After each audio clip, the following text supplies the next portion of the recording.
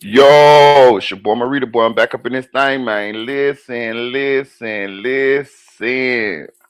Man, I hope everybody had a great day today. I had a great day. I'm a little under the weather.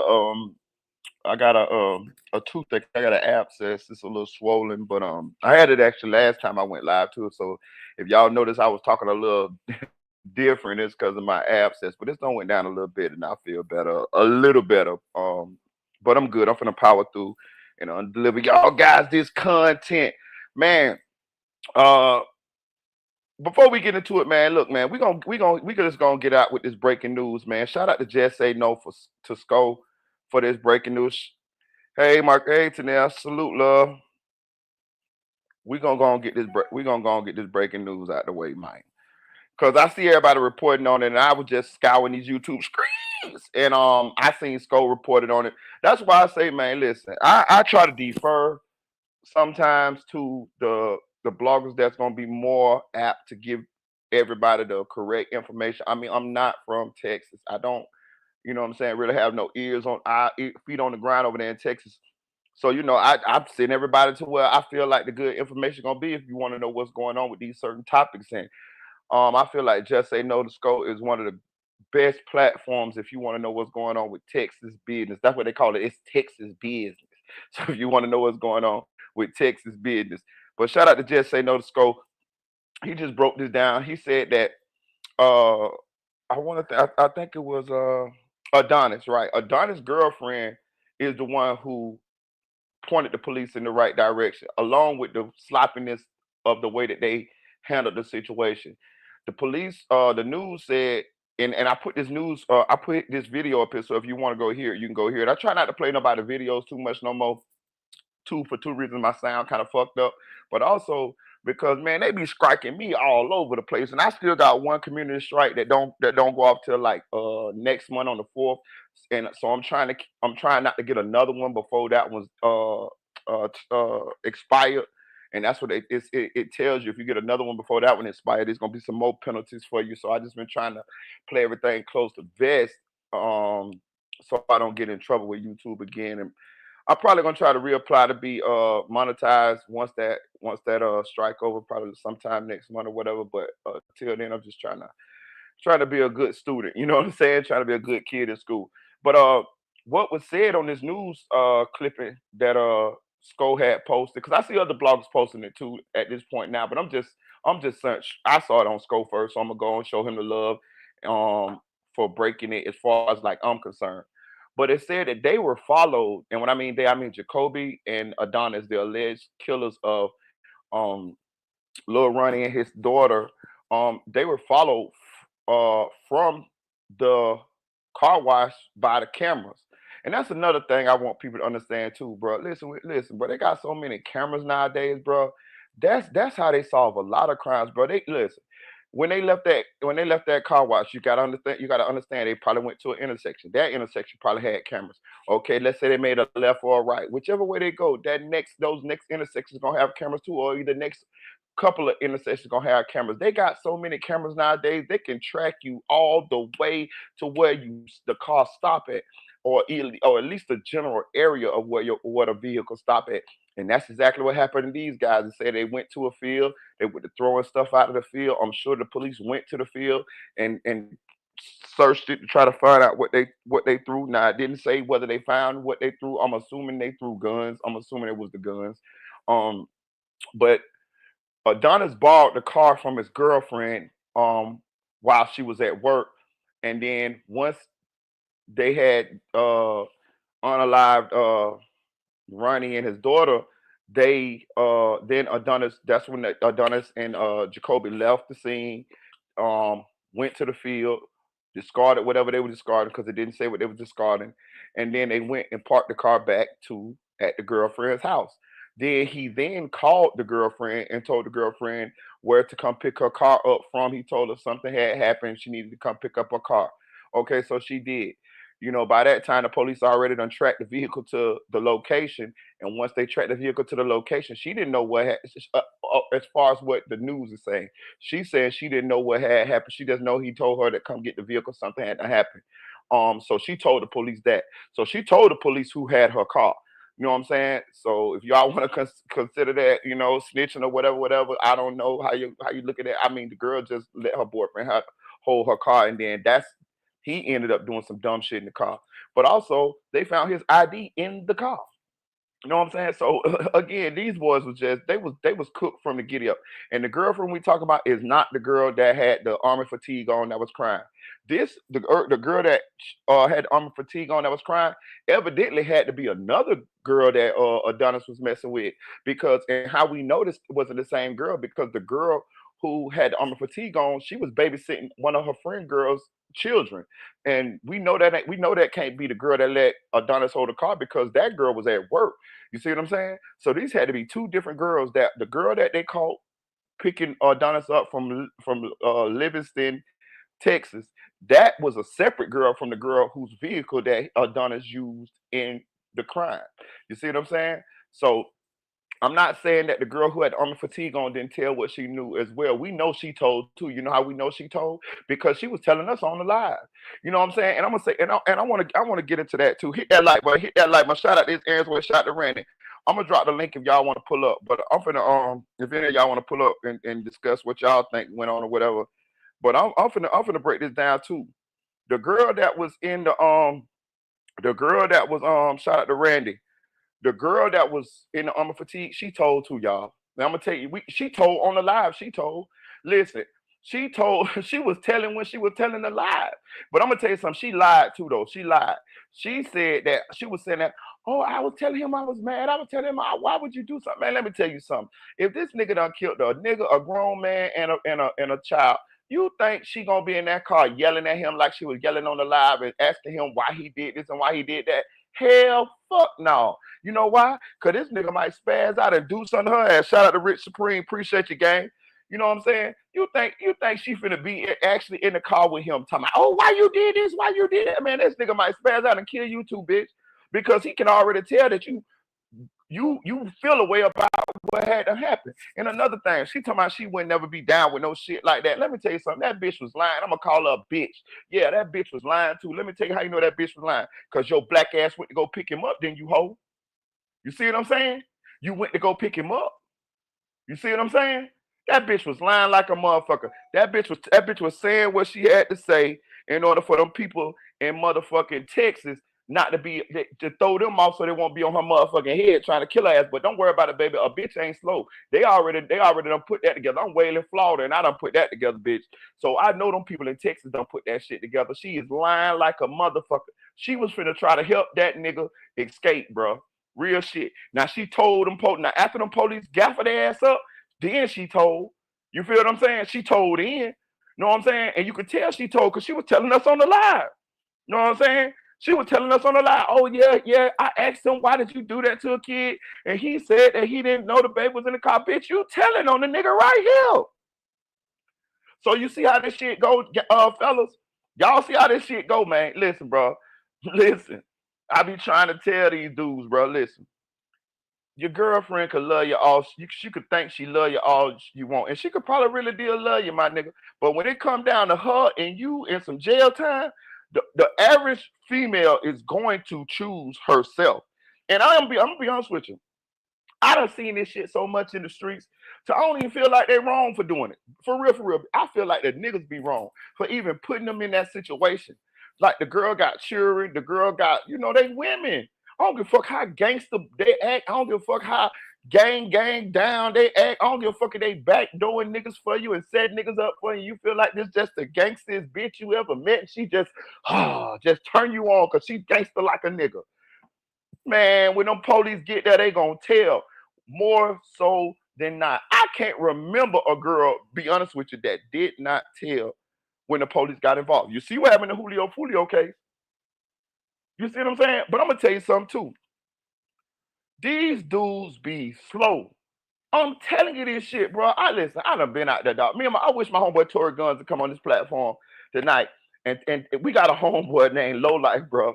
And he just did 20 years. He did 20 years, and then he got out and he doing 15, went right back. He doing 15 right now. You feel me? Now we had a conversation about Low Life before Low Life got out of jail, and he said P. I said what? He say, you think Lil Light gonna be able to function in society? I say, nope. He say, me neither, bro. I say, first of all, he ain't gonna work.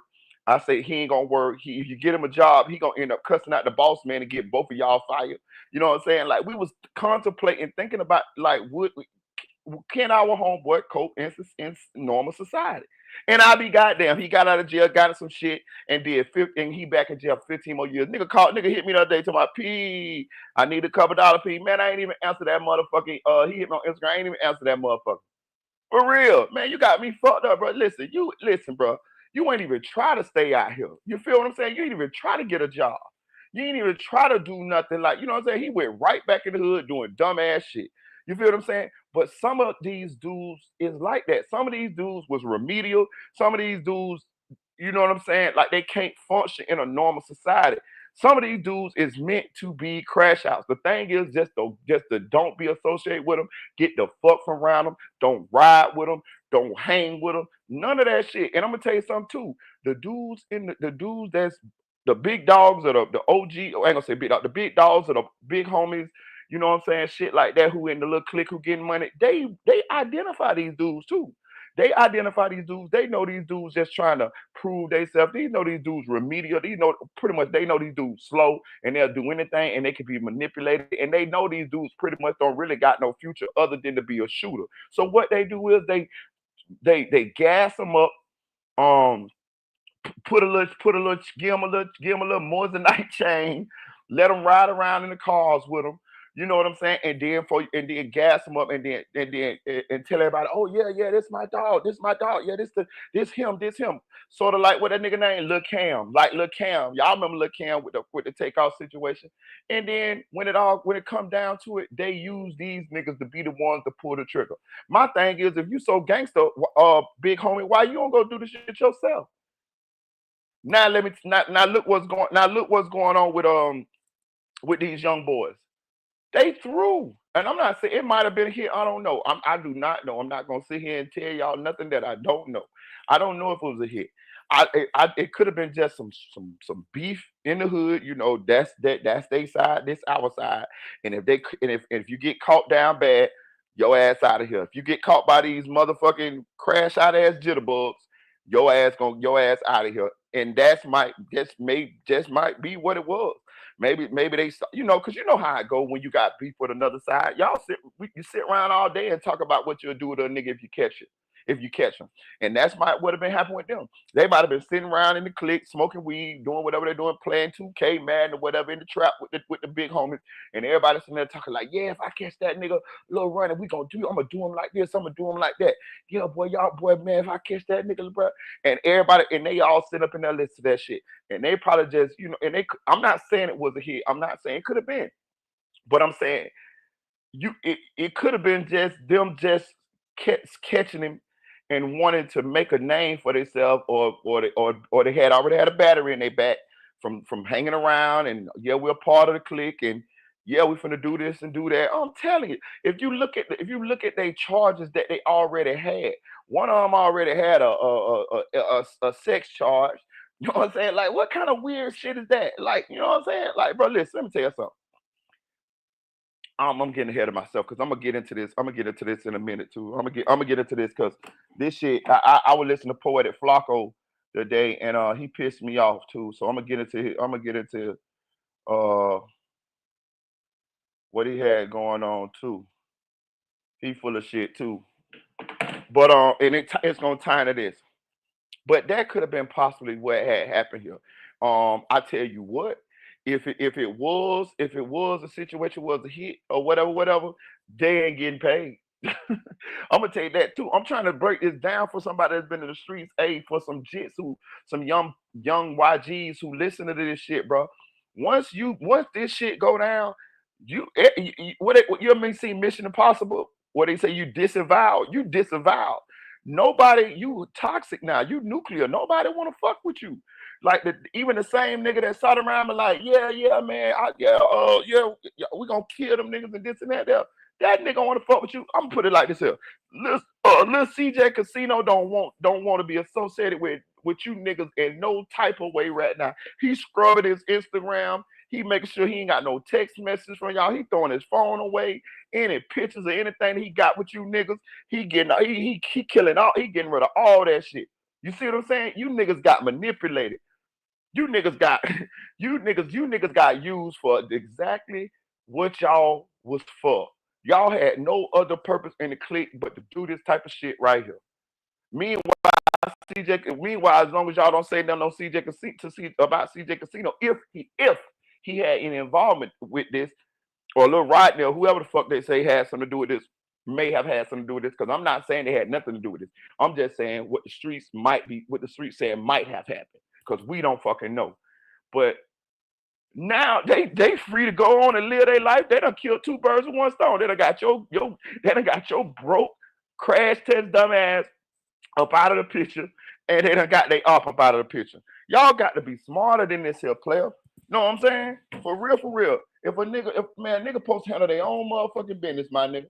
And think about this shit here. A lot of this shit be petty than a motherfucker. A lot of this shit be hating. A lot of this shit be by he say, she say. I would listen to a little bit of this shit the other day. I listened to Bugatti Casino, and I would listen to Go Yeah Yo, and I would listen to, CJ Casino, and I would listen to them talk about this. I was trying to get a little bit of research, trying to understand what was really going on and how did they possibly get here with this situation, because they all used to hang together. And I heard one nigga say, man, nigga go talk to a bitch, nigga say a little something to a bitch, and that get back to me. I say, get the fuck out of here. So one or two things happening here, or two things happening here. So niggas pillow talking to females, and the females fucking with the same group of niggas, both of the groups of niggas, and they going back and telling them, or either y'all just listening to what a female say. Like, you mean to tell me y'all niggas finna go all the way out, want to kill each other about what a female say? And I'm not saying she lying, but I'm saying I'm not, bro. If a female tell me something what a nigga said about me, you know what I'm gonna do? First of all, I'm gonna start fucking with her, because if you telling me some shit that what a nigga said, I ain't gonna tell her either. I'm gonna play like it ain't nothing. You know what I'm saying? But if you telling me something what another nigga telling you about me, then that means you definitely go back and tell a nigga something that I said about them. So first of all, you finna get cut off anyway, but I'm gonna play it real smooth though. You know what I'm saying? Secondly of all, you gotta be smarter than that. You can't be talking to these females about nothing. I don't care if you got children from them. I don't care if you know them from elementary school. I don't care if she done did some street shit, gangster shit for them. You got to still keep that. You know what I'm saying? You got to keep that barrier between them. You got to keep, like, for real. You don't, bro. Listen, let me tell you something. I don't robbed a few niggas in my lifetime, and I'm gonna tell you some real shit. Every robbery that I ever pulled when it was a nigga was set up by a female. Every one of them, every motherfucking one of them, on my soul. And you know what it was? And you know what the reason was? One of them was because she was a side chick and the nigga went back to his baby mama. But most of them be because the nigga who they fucking with done went to fucking with another bitch, and they get mad and they know where everything at, and they put us up on the lick. It be the females. I have never been put up on the lick by a nigga. Never in my life. Never. It been always females. Always. And it be a female that laid up with a nigga, claims she love the nigga and all this shit, but now she trying to set the nigga up and sitting there waiting on Marita and the boys to bring her cut from the robbery. You see what I'm saying? I'm talking about I ain't gonna even get too deep in that. But yeah, real shit. I'm trying to tell you some shit how it works. Okay. Let me read a little bit of these comments, Cuff. I'm finna go in real quick. Hit the like button. Okay. Hey, Silk, you sure you want to get on this topic? You know you might not want to talk too much, girl. You know what I'm saying? What happened? No, we talking about the little running shit, but I'm saying, you know what I'm saying? I don't blog on my city. You know what I'm saying? Man, I ain't gonna lie. I got in the old girl chat the other day. I don't be saying too much because I don't be assuming. I don't be Okay. I don't be believing all the stuff Right. people just be saying type shit. Mm-hmm. What Hold you on, this did? motherfucker. Hey, I'm about to drop out and come right back in. My Okay, speaker okay, trip. go ahead. Go ahead, go ahead. Hey, look, y'all, but check this out too. I'm gonna tell you. So another thing I want to say too. That's because I'm gonna let Silk, and whoever else y'all want to come here because this is one of them topics to where it kind of is something that we could all just like talk about, brainstorm about, and share our opinions and theories and shit like that about. You know what I'm saying? You know, and how this shit went. But another thing I want to talk about. So we had Charleston White, and he got up there and said, "Fuck the baby, fuck little Ronnie." And all of that. Let me tell you, I tried to tell y'all about Charleston White. What up? What up? Oh yeah, I'm back. Yeah. So did you? So you heard the new shit that came out that they followed them with the cameras to the house and shit, right? Who Yeah. followed him with the cameras? The police. You know how they got like the camera from the Oh car yeah, wash, the yeah, camera from the yeah, intersection. yeah, yeah. All right. They followed them all the way to the house. Um, one Adonis ID was in the goddamn car. All this shit, man. Crash that. Man, the Man, same shit they did with Young Dolph people. Remember they had videos of them going into the old girl apartment and shit like that. they did it with the old block niggas too. Remember that? Remember they got them niggas Yeah, coming yeah, from yeah. These niggas running down the stairs like the ice cream man down there, bitch. mm, mm, Yeah, but I don't be saying too much, Marita, because one yeah. thing about me, bro, I'm outnumbered in this city, bro. And Right. if my back against the wall, it ain't gonna end well for none of us. Right. For So, sure. For so sure. I just, I be knowing a lot of this shit just be speculation. I be knowing a lot of shit be a lot simpler than what people be trying to make shit Always. complex. Always, But bro. I don't Always. overstep my boundary because I say some shit and they be like, nah, that ain't exactly what happened. I be like, all right, my nigga, like shit, I ain't no like private investigator, my nigga. So like I might Facts. not all I'm going off of what I done seen and heard type shit. Facts. Hey, so with this whole situation, this shit that like I'm just saying, like, I just be listen, bro, listen. I'm telling you, some niggas be meant to be crash outs, bro. Like, you know what I'm saying? Like, some niggas be like, I'm telling you, I got homeboys. I'm telling you, and we know they slow. Yeah, we got homeboys that's locked up and we know they crash dummies, bro. Like Yeah, yeah, I know, like they be ready to crash though. At the same right. time, it's like nigga, if you go crash, you might well crash for me. Right. That's what be happening. Listen, a nigga with a little motion get with them niggas. Who y'all think the shooter is? Like, how y'all think the shooter always get close to the nigga, the big homie with the money? Cause the big homie with the money understand, nigga, this little nigga gonna shoot for me. All I gotta do is put him up under my wing, give him a couple dollars, make him look a little fly, let him drive a car here and there, tell him he part of the clique. But when it go down, he gonna do the shooting for me. Y'all, I ain't gotta do no shooting. He gonna do it, and he the bitch gonna go get caught and go to jail for it. I'm telling you, every Ain't clique that gonna, I ain't, every ain't, gonna, ain't gonna hold it down for a couple kites. right, every clique that I know got shooters, and all of them it's always the same setup. It's a big dog. He always looking good. He always pulling up in a nice cars. You know what I mean? Dropping it all. Da da da. You know what I'm saying? When you see him in the club, he might take a couple pictures. He might don't even let. Now he gonna be the nigga in the pictures that don't show his face.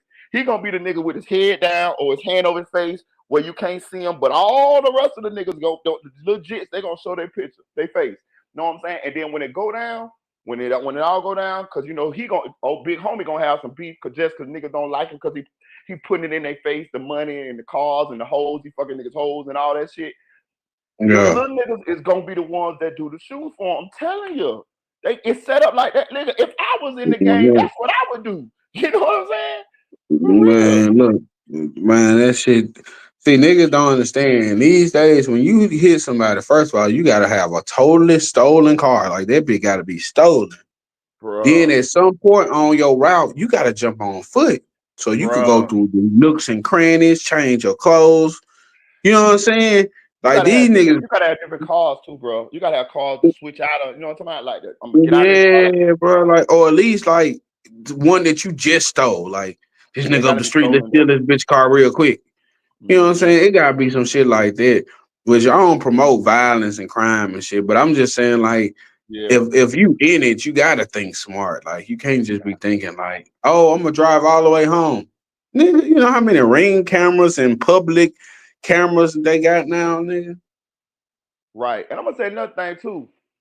It be fake love too. Like niggas be like, yeah, that's my little dog, that's my little homie, man. Free little half dead, free little killer Joe or whoever. Man, nigga, the big dog don't really give a fuck about you. You is a pawn. You a chess piece on the board that he used in order to for a means to an end. You feel what I'm saying? Man, real shit, man. They don't give no fuck about it. Then you gonna be locked up. Nigga gonna be like, man, you a real nigga, man. You gotta be strong. I can't do nothing for you right now, though. That's Right, all you gonna get. right. I was surprised when Hernandez Govon first went to court and he had a CMG attorney. I was surprised like a motherfucker because I was like, how the fuck? Like that's a direct connect to CMG. You know what I'm saying? Most niggas wouldn't have did that. Most niggas, even though he end up severing ties with a lawyer, getting his own lawyer, but at first he had a CMG attorney. Most of these dudes ain't finna do none of that. They listen, you ain't finna get no more money, no nothing. Like I think who that was to get no money? Julio, them killers didn't get no goddamn money. You know what I'm saying? Like they just threw their life away just on the strength. Man. Just on the strength of like, yeah, killing a nigga, like, and that's what I'm saying. Like, that's why I ain't want to do much speculation. Cause nigga be like, oh, it could be from this.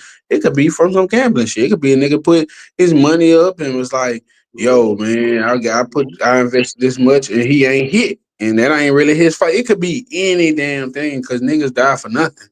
So I'd be Facts, like, that's why I don't be wanting to speculate. Like, you know, like, was it the casino, nigga? Was it right? they trying to get back at Go Yayo? For all we know, it could be some shit a nigga did like on the internet. You may not present yourself as no, oh, I'm a super street nigga. I'm a this. It may be presented as you'll get money, nigga. But shit, we don't know what niggas say and do behind closed doors, man.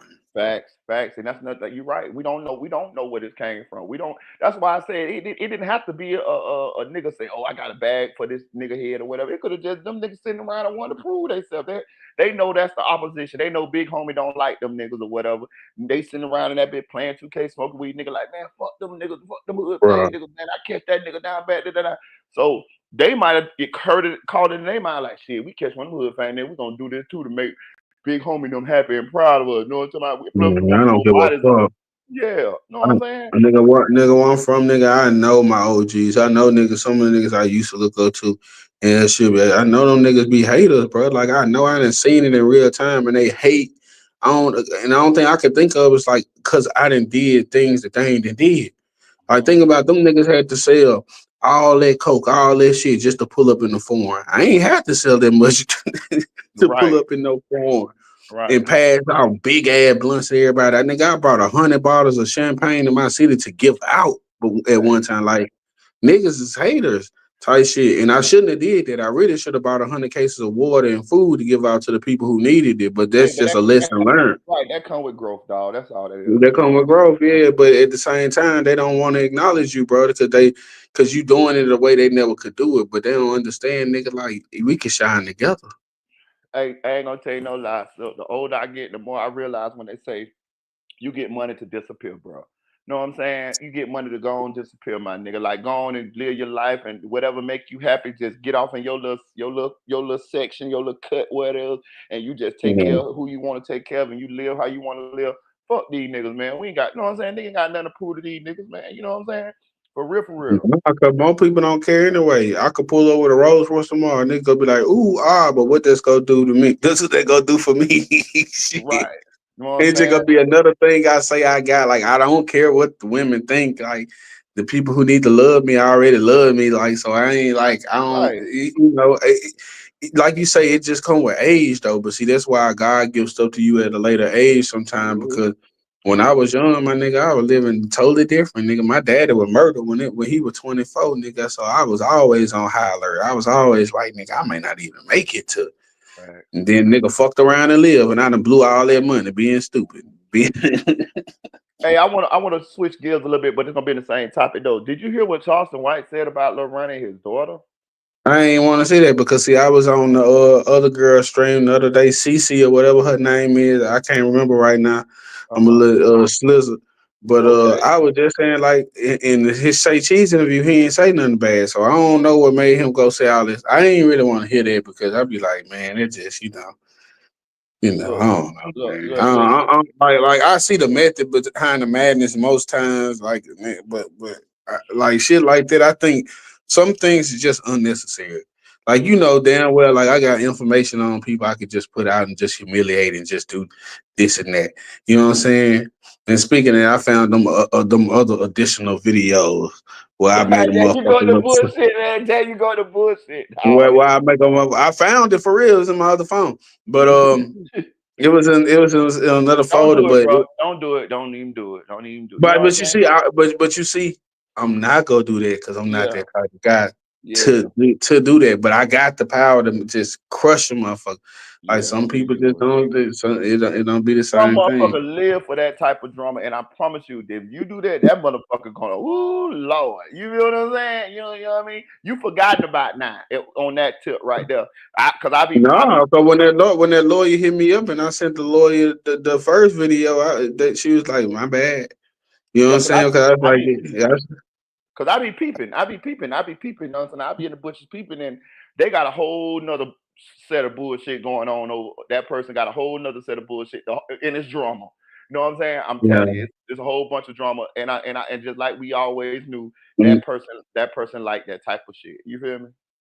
Yeah, I got the fuck out of Dodge. That ruined my morning. Motherfucker lawyer talking to me. I was like, hold on, let me see you this. That motherfucker's like, I'm sorry, I'm about to call. And I'm about to. I say, let if a motherfucker ever mention my name, I promise I'm suing them for defamation of character, Right, everything motherfucker got. And like, I mean that shit though. Like, I right. do it. I do it. Mhm. Shit. But I back to spent money to prove a point. Like, back. I do it. But back to But Charleston though. But back to Charleston though, man. Listen, sometimes Charleston say some good shit, and I know, and I can understand how people be on the fence with Charleston. Some people like, yeah, I rock with Charleston. Some people like, yeah, I don't rock with Charleston. Some people be in the middle. I'm one of them people that when I listen to some of the things Charleston say, I be like, okay, yeah, I get it. Yeah, that's some real shit. That he on the right path with this particular situation. What he talking about right here. But I'm also somebody that I can compartmentalize. And when I hear him saying some other shit, some shit that's out of pocket, like what he said about Gilly's son, or what he said about Lil Ronnie and Lil Ronnie daughter, like, come on, man. Like you said, fuck that baby dog. Come on, bro. Like this that shit is it's immaturity.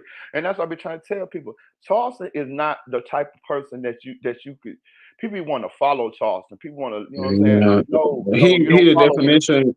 He the definition of a fake nigga that say some real shit. He right, he'll walk in contradiction. You see what I'm saying? Like he done I made a mean, we music. all walk in contradiction, but he just make it too blatant. You know what I'm Yeah, saying? like, what do you stand on, my nigga? Like, you'll go to the schools and you'll talk to the kids and you'll do all of this shit here, but you'll also say fuck that innocent baby though. What you know what I'm saying? Yeah, he don't, but see, that's the thing. He don't go to the schools no more. He been stopped going to the school. He been said that I ain't no person. Nah, I was broke. Nah, I ain't living that. Like he been denounced all of that shit that he did as far as that. And right now he just riding the wave of getting paid and getting the attention. To me, I think like he just took it too far. You know what I'm That's what saying? I'm Like I saying. would But never. I'm gonna tell you one thing I know about life, dog. I'm telling you this shit. You can mark this shit down and ain't wishing no bad on nobody. But you're gonna have to pay for that. You're gonna have to pay for that. There, I'm telling you, bro. One, you cannot escape the energy that you put out in this universe. That shit coming back. And He I ain't saying already paying for it because for a person to have to go that deep and that dark, think about what you got. Think about it. Anytime I done argue with any girl that I've been with, I never called them a bitch. Like out, like I never be like you bitch and did it. Like that ain't my thing. Like if I ain't right. yelling about you about the truth, bitch, really I don't want to be yelling at all. But just think about for a person to go that deep, that dark to even think and go there, you already hurting inside. Because I Right. ain't never flash out on nobody like that when I was okay and I was fine and I was happy. Hmm. Anytime I done acted out like that or flash out, not to the same degree, but you know what I mean, just on some flash shit, it had been because I was really hurting inside. I was really Right. going through some shit. Hurt I people really hurt wasn't people. happy with shit. Cause the Right. money don't the money don't make you happy, bro. The money just it make you miserable because not all of the people that was just casually cool want something. Right. Everybody want opportunity. Nigga, Right. like nigga, everybody inbox you. Niggas from jail that you ain't just seen since fucking kindergarten type shit. They hitting you up type shit. So, like God bless that baby. God, bless Lil Ronnie soul. Like, I don't wish nothing bad on nobody, I was the type of person like I don't be wanting to see nobody die. It's like I said in the other stream, like motherfuckers like George Zimmerman is still walking around. One nigga want to kill each other, dog. Yeah, and that shit happened. That shit happened right here in my state. Know what I'm saying? My cousin was the judge. Belvin Perry is my cousin, blood cousin, the judge. Yeah, for sure. But Well, he yeah, said she said Charleston was mad that the moms went on IG live celebrate. I mean, you can't tell a person how to grieve. Like I want to smile through some shit until I get ready to cry. Let me smile through some shit and take some shots and turn up. Like they want you to be sad and upset. You can't tell nobody how to grieve. So yeah, there wasn't even nothing for him to get mad about, man. right. That's what I'm saying. Also with this, like that still shouldn't have justified you saying fuck the baby. You feel what I'm saying? Like I could listen. I can understand a grown motherfucker like Lil Ronnie and you know what I'm saying. You might have looked at he might have looked at Lil Ronnie a certain kind of way for however Lil Ronnie conducted himself. And them two grown people, Charleston and Ronnie was two grown people. I can kind of understand that or stay out of that business. That I can stay out of that. That ain't my business. But when you talk about an innocent kid, because at first when you went on Say Cheese, you said that you were speechless. But since you got poked and prodded, now it's fuck the baby. You see what I'm saying? You just said fuck Gilly the kid's son, dead son. Then you went on what's the name and you apologized. And then when Gilly said that he didn't accept your apology, because he don't have to accept your fucking See, apology, nigga. you know when I excuse this type of shit, like a 50 Cent diss Herb Gotti when Herb Gotti died. Herb Gotti didn't try to get this nigga killed several times. Facts, facts, Like that. It's different. Like he did something to him for facts, him to facts. feel and say this. Like these people you just hear about, like that motherfucker ain't put in your ear, you wouldn't even have nothing to say about. You probably wouldn't even know. You know what I'm Right. saying? It's just one of those things where I don't know, bro. I don't see the motive. I don't see the method behind the madness. None of this shit. I just feel like it's totally unnecessary. It's just something I wouldn't do. Like I'm the type of nigga like I could kill a nigga and still feel bad for his mama. Facts. Facts. Like that's what I'm saying. Like when he's on talks with talking about, yeah, man, go yeah, yo, when he get out of jail, he ain't gonna fuck with me. He better go the wrong way, nigga. I can tote guns back now too, nigga. It is what it is. Da da da. This not that. And when he do all that talking right there, it shows his immaturity. Like some people grow, some older people still don't be grown, dog. Some people still don't grow up, bro. Listen, bro, I don't give a damn how many guns you got, bro. You better not shake up that goddamn hornet's nest, because that No, the nigga thing is we get the point. You know what I'm saying? We right. get the point. The point you done made the point clear over and over and over. You don't have to do this for us to understand the point. We could pretty much guess what you gonna say, and you don't even have to say it no more.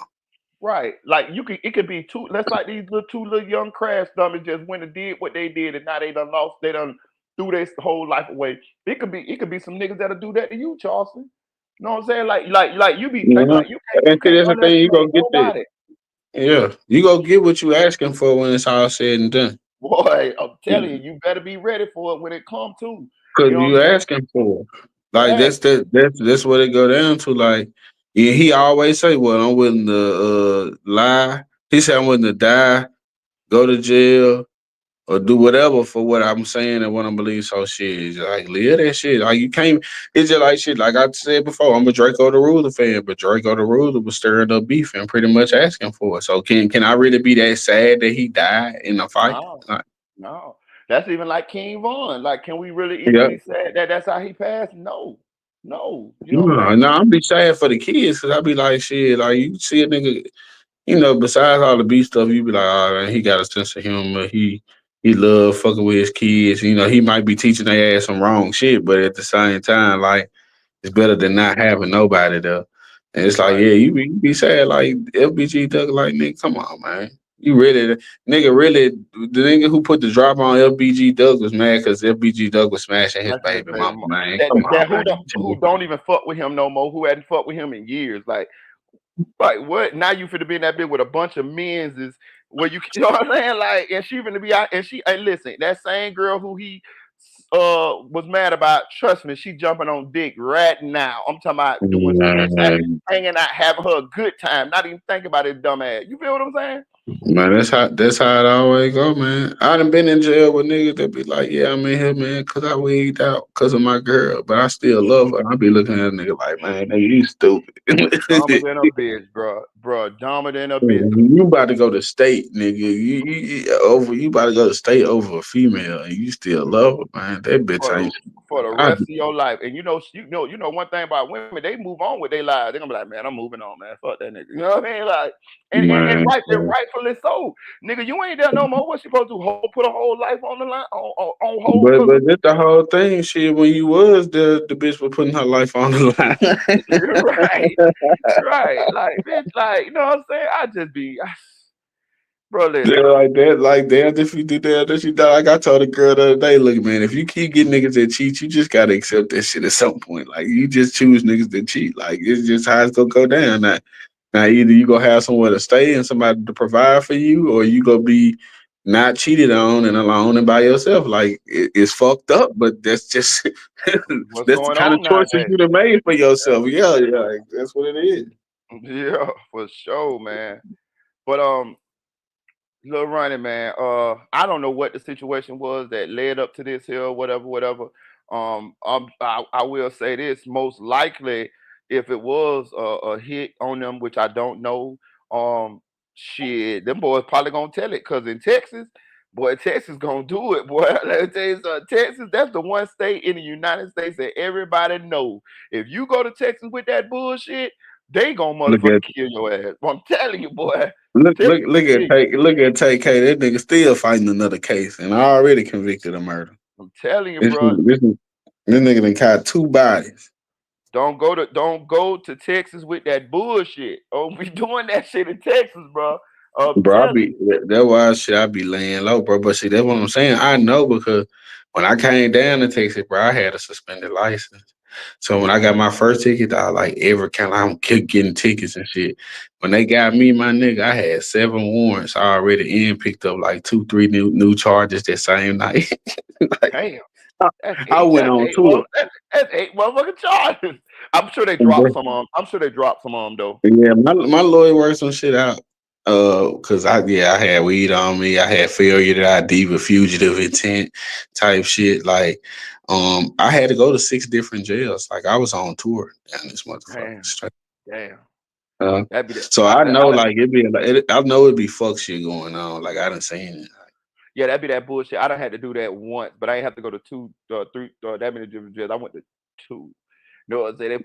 They packed the nigga up in that little bit ass van where you barely can see out that bitch. Or something. Like a And shit, sandwich. I had a choice: pay the lawyers for my daughter or pay the police. And I was like, man, fuck the police, man. Catch me. Right, right, right. And that was another thing too. One thing a bitch don't know, bitch, they gonna catch you one day. They gonna get you. Like one day you gonna get got. Yeah, You know what I'm yeah, they saying? gonna get you. You just be trying to save up some money and be prepared and get your lawyer and shit. What I did I had a warrant one time. And I went on them shit. I went full fledged into the streets and ran up. I think I ran up like 10 bands in like 30 days.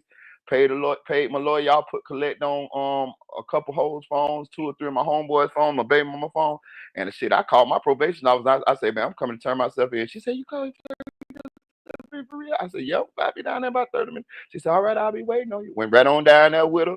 Sat in that bitch, talked to her for a minute. She said, you ready for me to call the police? I said, yeah, you gonna call them. She called them and they came on in and gaffed me up. You know what I'm saying? And I ended up being that I paid Yeah, my lawyer and everything. I got a sweet deal. I only did like 99 days, 90 days, 99 days with everything. And I was about that bit. hmm man, nah, my But lawyer, yeah, I had got my situation. I had got everything situated, and I had money. So I was like, okay, I don't want to wait to spend my money, and then the police catch me. I'm gonna go ahead and turn myself in, where I ain't got to be a burden on nobody. You feel what I'm saying? Yeah. no, that's a fact. That's a fact. Cause they go show give you your money when it's said and done. Real shit. And but they ain't but that's how it is, bro. Like so shit. But we didn't been there enough to know this shit ain't cool. And Chanel say, A speaking nigga, of a which, nigga, a nigga, a nigga can survive. You can adapt. You can laugh. You can have fun in that motherfucker. But at the whole time, I'm looking at the bitch on the weather doing the thing with her thick ass. I'm like, "Look, boy, I hate you. I used to wake up every morning and be like, I used to be complaining. Nigga up at 5 in the morning before a nigga went to work. Like, I don't see how y'all do this shit. hey, Fuck. The worst used to be in that bitch, dog. So when I used to go to sleep, when I go to sleep, sometimes I dream that I'm out. You know what I'm saying? That I'm free, that I'm living my life, doing whatever I'm doing, and then I wake up, bitch, I'm in jail. Yeah, That shit used to be torture. I be like, cause in my mind, I'm free. In my dream, I'm like, I'm free. I'm out. I'm still living, doing everything. And then when I wake up, bitch, I'm in the bunk. yeah, yeah. Hey, Tanel, the babies is doing good. My son, we actually he had RSV, so we had to take him to the emergency room like twice within a week time. But he doing better. What's RSV? So, It's like a respiratory virus that babies get like during the winter time, and it could affect their breathing, especially more so like if you got like underlying like asthma, so pre-existing so asthma. they gave him breathing treatments. Nah, they ain't do it that far. He only like 2 months, so Oh, okay. they really couldn't do. They just sucked the mucus up out of them, and they almost had to give him oxygen. But if they was gonna have to do that, they was gonna have to admit him. So, but now he doing better now. We went outside. We went for a walk Oh, today. I'm glad he's doing good, then, bro. Cause boy, Yeah. that's one of the worst things as a parent when your child's sick and you really can't really help them, and especially when Oh, they yeah. have breathing problems, you be like, man, God, then you got to watch them all night because you're scared. You know what I'm saying? Yeah, he was coughing and gagging too much. Like, man, fuck this. I'm about to go to the hospital. That shit wasn't getting no better. Like I say, fuck this shit. I'm about to go back to the hospital. And It then was he's just so young to you, it ain't nothing you can give him over the counter. You got to take him to the hospital. Yeah, yeah. I mean, that and then shit like shit. He really my miracle baby. Shit like we had 5 miscarriages before this. right, So right. that's my miracle baby. That's my legacy right there, nigga. For Like, sure, man. That's mhm. why I say, bro, God, when you have kids, God bless you with them, cause like you say, like you had already had that many miscarriages, and boom, look, you got him. So yeah, be a blessing, bro. Kids be a blessing. Yeah, but yeah, I appreciate you asking that though, Tanel. Like, I appreciate it. Like, the kids, they okay. They fine. Spending all of my money, nigga. Yeah. What I'm talking about, Well, other bro. than that, but what They else? get What else going on? What else going on in the world? It's been quiet on Lil Dirt. Oh, listen, listen. That's what I was saying about Rollo. That's why I was saying what I did my little video on Rollo and all that. Like the news cycle moves so goddamn fast to where like if these niggas like Rollo, he running around talking about he ain't no snitch, bro. Just shut the fuck up and let some other shit happen. We gonna forget about you, nigga. We already know. Listen, bro, it ain't nothing you can do to gonna change our minds that you told, bro. Like it's enough evidence out there. No, It's like I mean, all he did basically was say, like, if I say, man, I know some niggas on the north side.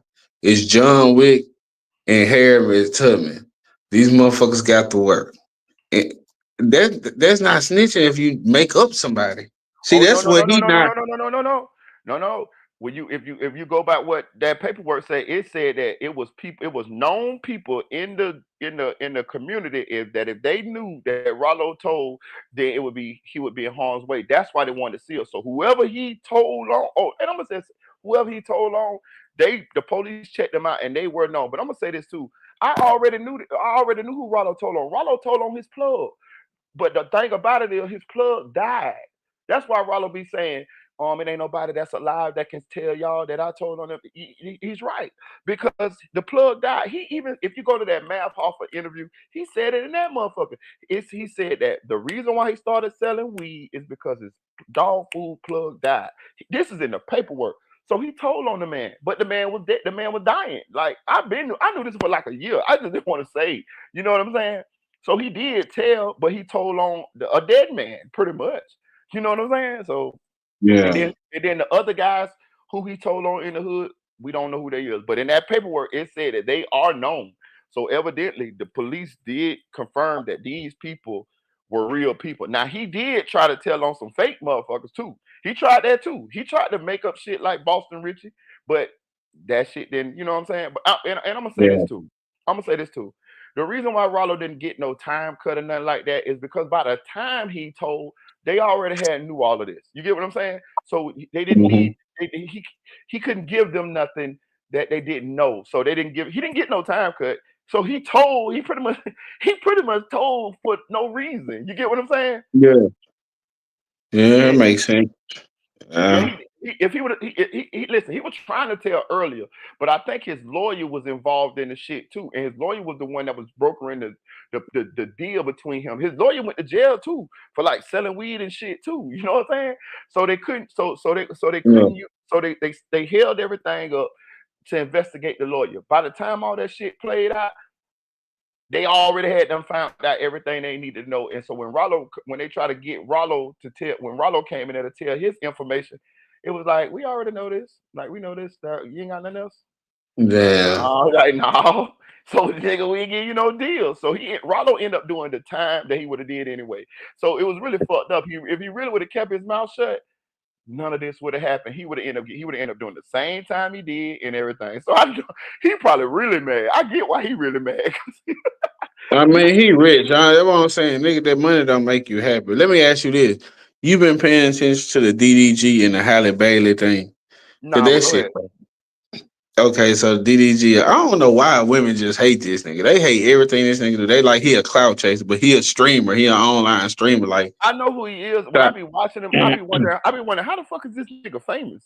You know what I'm saying? he been streaming forever, man. That nigga got stupid money. And Yeah. then he be rapping and stuff too. He be linking with people. But you know how to bet that's what's her name? Chloe Bailey's sister or whatever, the little mermaid chick. And Okay. Okay. he just like, man, he can't see his son. She be giving him a hard time, strong warming, and like I just be seeing the internet bash this nigga like, man, why you come to the internet? Blah blah blah. Like, why you just won't go to court and do this? I be like, man, some people don't be wanting to go to court. Like, they be trying to resolve that shit without having to get, especially men. Like, if we could resolve the shit without going to court, we would type shit. Like, Bro, I mean, I'm going through the same shit right now. I sent my baby mama $600. This is the God honest truth. I sent her 600. My son 2 years old. I sent her $600 at the beginning of December for his Christmas. She had done just moved, so I knew she didn't have no money for his Christmas. She pay all the bills on her, let she say what she say. So I said, okay, I'm gonna see you $600 for his Christmas. Sent the girl $600 for the Christmas. Come to find out, which I that's a told lot for a young kid too. At the same time, exactly. Listen, nigga. so I told her, I say, look, I say I want to just I say, look, I want him to get a G wagon for his for Christmas. Last year I got him a lamb truck. So my mind, nigga, my son finna have a fleet of them motherfuckers in there. Next year he getting a goddamn cyber truck. I want to have a fleet Yeah, of them, fleet of them mother, because I noticed that the other little him and his homies pull up. yeah, and I noticed that the other little kids that he be around, when I was up there, they were not as fortunate as that. You see what I'm saying? So I want to make sure, like, for how me and my ex baby mama who passed, we raise our kids, man. We make sure our kids have, like, you feel what I'm saying? We make them feel confident and good about themselves. You see what I'm saying? It's like a confidence type thing. You know what I mean? So make a long story short, I find out that she spent some of the money on alcohol. I'm like, what? So I go off on her. I'm like, listen, baby, if you needed some money for some liquor, some weed or something, man, I'd have much rather you call me and I'd have sent you some money for that other than you spending the baby Christmas money on that. She get mad at me, block me. I ain't seen my son or talked to my son since the beginning of December. You see what I'm saying? Now I could go to the courts and do all of that shit, but I'm trying not to do that. But also I ain't finna kiss your ass either, because that's really what you want me to do. You really want to use the But but you want to but how use the fucked up kid. the course is? They'll be for nigga. They knew where my baby mama worked. They knew where she lived. Why it take damn near a year for her to get served? Wow. Like why it take a year? For her, like I'm saying, like shit be crazy. Then they get there, they try to prolong it. They go try to give them the upper hand anyway. That's why I had to get a female attorney to represent me. But then you paying the attorney all of this money, a bit to go to court, get a court agreement, and still don't honor the court agreement. So now you got to pay more money to the lawyer because now you got to take the bit back to court because she ain't honoring what you agreed to at court. Now the judge got to sit there and threaten her with jail time before she actually do the shit. And then even sometimes they don't. You see what Trey the Truth had to go through. Mm-hmm. The motherfucker Mm-hmm. took the baby and like, I had to talk to you in private about that shit. But like even with my daughter, this situation, like it's. Like, Uh, yeah, I feel you. That, like, look at mine. So look at it. Like, I'm not. And listen, I'm not saying all women like this. I know this not all women. I know there's some good women out there that don't play these type of games, but some of them do. Now look what's going on. what was I supposed to do? Was I supposed to not say nothing about by her spending the baby money on alcohol? You see what I'm saying? So they make it to where they try to make it to where you ain't got no say so in the baby life, and they can just do what the fuck they want to do. You see what I'm saying? Like what? No, we finna no Cause in all actuality, she probably took $80, bought the baby some stuff for Christmas. facts, bro. Baby, and you would like to think people don't do that, but people do that. It They ain't no do different. that. It Listen, ain't a different. and I ain't even tell you that part now because I ain't even tell you that part. That's kind of really what happened. You know what I'm saying? I told her, I say, I say, okay, so what happened was she bought a power wheel, right? I know she bought the power wheel because she saw me the thing, but it was an old ass regular, like an old power wheel, like a doom buggy or something. I say, hold on. I say, why you just didn't get him a G wagon? God damn, you cut out. Hold on, Marita, you cut out. This baby mama interfering with the feed, man. I don't know what's going on. Hold on. I said, okay, I tell you what, just show me. Hey, Marita, you cut out for a minute. Oh, you can hear me now? Yeah. Okay, so we was at the part where you was like, why you ain't get on the G wagon? Right. So, Boom. so she said, "Oh, I couldn't find no G wagon." I went right on Amazon and found the fucking G wagon. So then she gonna tell me. I said, "Well, okay. So the power wheel that he got, she gonna tell me, well, it didn't show up. I ain't. It ain't. Maybe it can't. Maybe somebody stole it off the porch." So now I'm like, stole it off the porch. Stole it off the porch. I'm like, okay, bet. So I'm like, okay, I take. I'm like, so what else did you get him? You know what I'm saying? What else did you get him? Oh, I got him. This, da, da, da, da, da. I say, did it get there yet? No. I say, well, I tell you what. I wait about a week. I say, so I say, did it get there yet? She like, no. I say, well, just show me what you ordered so I can see what he got. Cause I'm buying some more shit since it don't look like he gonna get the power wheel or whatever. She never fucking showed me the shit right. So then she eventually showed me the shit like that she got, but it ain't nothing that she ordered. It's just like when you go on Amazon and you just look and you see you putting shit in your cart, but you ain't In your paid. car.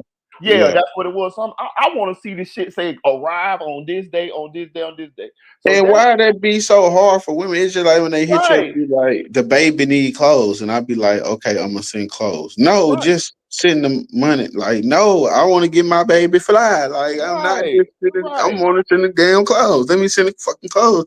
And that's what the baby need. Why is this so hard? So then what I do? This is what I do. I end up, I find the G wagon, the white G wagon on the internet. I pay for it. I send it to her to his address, to her address. I still ain't talked to her since then. She blocked me from all social media, all phone, everything. So I know that the G wagon got there, but I don't know if she pulled the same shit. I don't know if it really got. If she said it got stole or whatever. You know what I'm saying?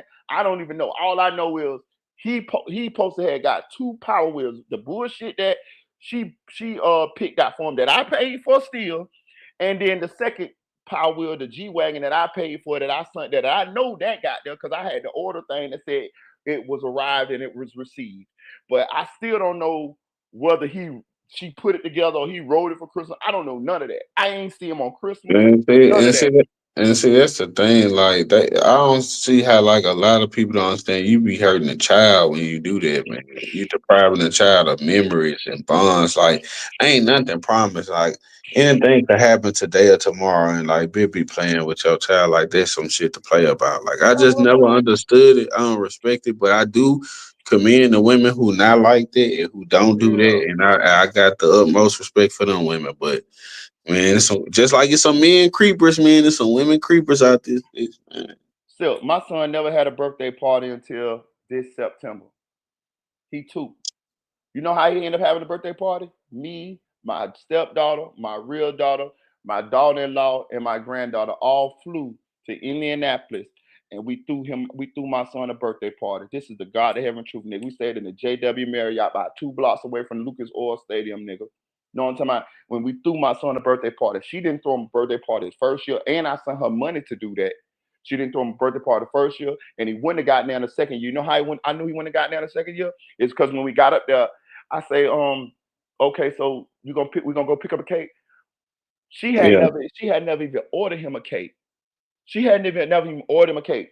bro, I went to Sam's. Nigga, I bought ribs, chicken, liquor, sodas, tater chips, everything. And I know my son. This ain't all my son ain't finna eat all this shit. I know this for like the grown people. Bought, Yeah. bought all that shit and bought a little bullshit cake because you got to order the sheets ahead of time. But we ain't had no time, so I had to buy him a little bullshit cake. You see what I'm saying? Like a little circle cake, whatever they already have. Bro, you Yeah. think that's something? My daughter first birthday party, I wasn't even allowed to be there, bro. And I was injured going through rehabilitation. Like I had to sneak. Like these pictures are still on my Facebook. If you go far back enough, you will see my daughter clothes dirty and everything because she was at daycare. Like nigga, I had to pop up at daycare to see my daughter for her like first year being alive. My mama made a cake and I brought the cake up there. Like, but if you go look at them pictures to this day on my Facebook, I swear to God, you will see you be like, damn, his baby had clothes with dirt because she was at daycare playing and shit. You know what I'm saying? Like they wasn't expecting me to come and like that's what I had to do. Like so I be knowing like all of the game. And motherfucker be playing like it just be heartless. A lot of this shit. Like Hold on. my grandmother and grandfather died in the same week. Mama wouldn't let my baby come to now one of the funerals, and that Bro, was their only great grandbaby. they just be so bitter. And another thing I tell y'all, when we got to Indianapolis, we all want to go shopping. Plus when we got up there, I can show you and I take pictures of everything. So I got evidence. Nigga, we bought my son 7 pair of motherfucking shoes, about 20 outfits. So check it out. My baby mama, she there too. So you know what I tell her? Hey, man, you see something you like, man? Throw that shit up there. I got you. We bought her clothes too, nigga. On my soul, nigga. Bought her clothes, the baby clothes, us clothes, everything. You feel me? People take your kindness for weakness, though. Hold on. She stayed at the JW Marriott too. How that got paid for? Your boy. That what I be saying, like, bro, and then they still turn around and do nasty ass shit. You feel what I'm saying? Like, Man, cause they feel entitled, bro. Like they feel like you supposed, like you owe them something. Like you know. and I left her with money still, and I left her with like $400. You feel me? I know a lot of people who wouldn't complain. They'll be jumping for joy, niggas. And if you would have left them with $57, the bitch would have been grateful. I know a lot of women like that. That like, but see, people tend to get like the opposite type. It's a lot of good women that be good to the wrong men, and it's a lot of good men that be good to the Good to the wrong wrong women. women. That's the true, bro. This is true. That shit go both ways, man. This is true. But oh, speaking of that, let's we're gonna get back in the Boosie, and then I'm gonna talk about Jaydayounan situation too. The LeBron shit, I want to get that out the way real quick. You see LeBron step down on Stephen A. Smith? Yeah, I seen it. I don't agree with that. I don't agree with that because first of all, LeBron, you pulled your strings to get him in the NBA. I get that. That's your son. I get it, my nigga. I get it. Yeah, When you do that, and it looked like you pulled those strings, and his stats wasn't. This boy wouldn't have win. This boy wouldn't have win the motherfucking NBA with them stats he had. Ain't no motherfucking way he would have win the NBA. And especially when we seen that yeah. the Lakers pulled the strings in order to get him on the same team as I'm you. gonna be I'm gonna be real. That nigga don't even look like LeBron James, and that's when I was like, yeah, He this look like nigga he ain't. look like his mama, don't he? He look like his mama. He just don't. I don't see LeBron at all, bro. Like just like Lil Meech don't look like Big Meech to me at all. I'll be like, is these niggas real daddies? Hey, but my thing is this, because I said some about the shit when the shit first happened. Listen, I'm all for looking out for your people. Don't get it twisted. But when it comes to something like sports, you got to make them earn it, bro. You got to make them earn it because it undermines them, and it makes them a target. And that's what happened with that boy. Now Stephen A. Smith, who just an analyst who doing his job, who gonna talk shit and give praise as he so choose, with the platform that he got now, and your son gave, and you and your son gave him the ammo to do it because this boy was not doing well at all. And you gonna run down on him and tell him, stop talking about my son. Well, how the fuck he supposed to do his job then? They talked about you. This is their job. I can see Yeah. it. He ain't. I mean, that's what he's supposed to. If So you ain't prep your son to be able to take the pressure, then you failed him. yeah, that's what I'm saying. And you put him in that fire. Listen, let me tell you something. I wouldn't have did that to my son because I would have knew the ridicule. Just imagine he don't make it. Like just imagine he sucks.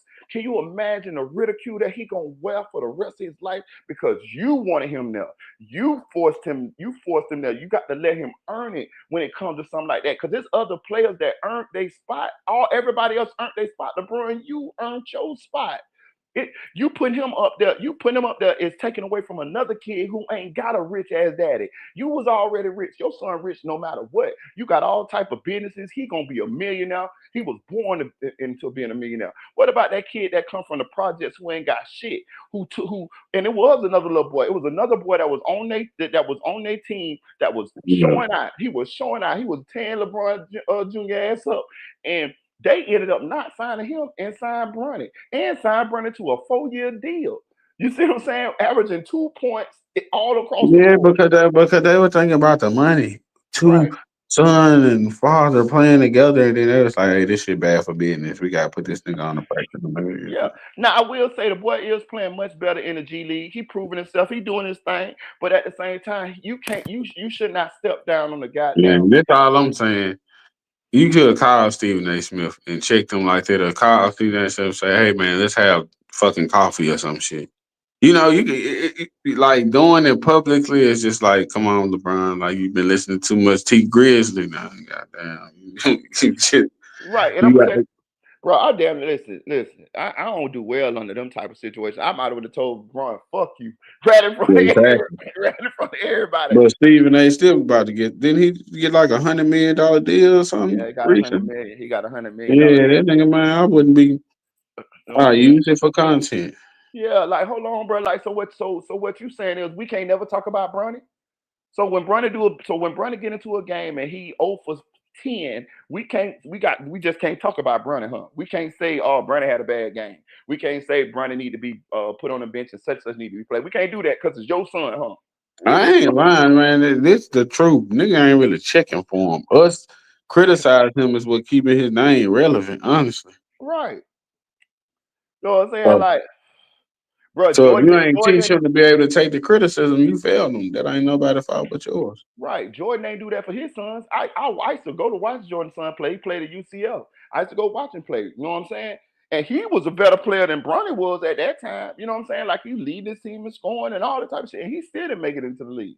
You got to let him when it comes to sports and shit like that competition. You got to let them earn it. Now, if it's a business, you got a multi-million-dollar business. Yeah, you can put your son as the next to success to succeed you. Yeah, that's how it goes. You know what I'm saying? I'm not gonna let my son fail. Don't get it twisted. But No, I'm definitely not gonna give him everything either. You feel what I'm saying? no, nigga, you gotta feel so because if you don't work for it, you ain't gonna appreciate it. Right. You know what I'm saying? And like I understand everybody do nepotism. Nepotism, we need it, especially in the black community. Don't Yeah, get but it I twisted. still want you to be good though. Like Right, if I leave a business to you, I need to know that you can run the business, and that right, if you leave it to somebody, you go teach them how to run the business. Like right. that, like. But that's just the thing. Like, bro, ain't nobody trip like Brian. You got criticized way more than he getting criticized, so you need to chill out.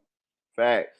Facts. Nigga, what when LeBron first went to the league, like he all right, but shit, he can't shoot no threes, he can't make no long range shot. Then he started shooting threes. They like, man, this nigga look weird. Like every step of the way, this nigga go get criticized. Was Facts. that a travel or was that a crowd dribble? Right. You see what I'm saying? Like he got it way worse than what his son getting. So I don't even see it. Like I don't know, man. So did Niggas, you go ahead. no, what you were saying? I would say, did you see this Jayda shit? Yeah, that's sad. That's unfortunate too. How you feel about that? Like that was a lot to unpack. Like the mama was saying, I think the mama just over the mama. When people don't react and respond in a way that they want them to react and respond, they always go like let their imagination flow. So I wouldn't go as far as say his daddy set him up or whatever she was trying to imply in that regard. But I can understand and say like like somebody he got the drop somewhere, and some or he couldn't. I mean he out there in a big blue ass Corvette like.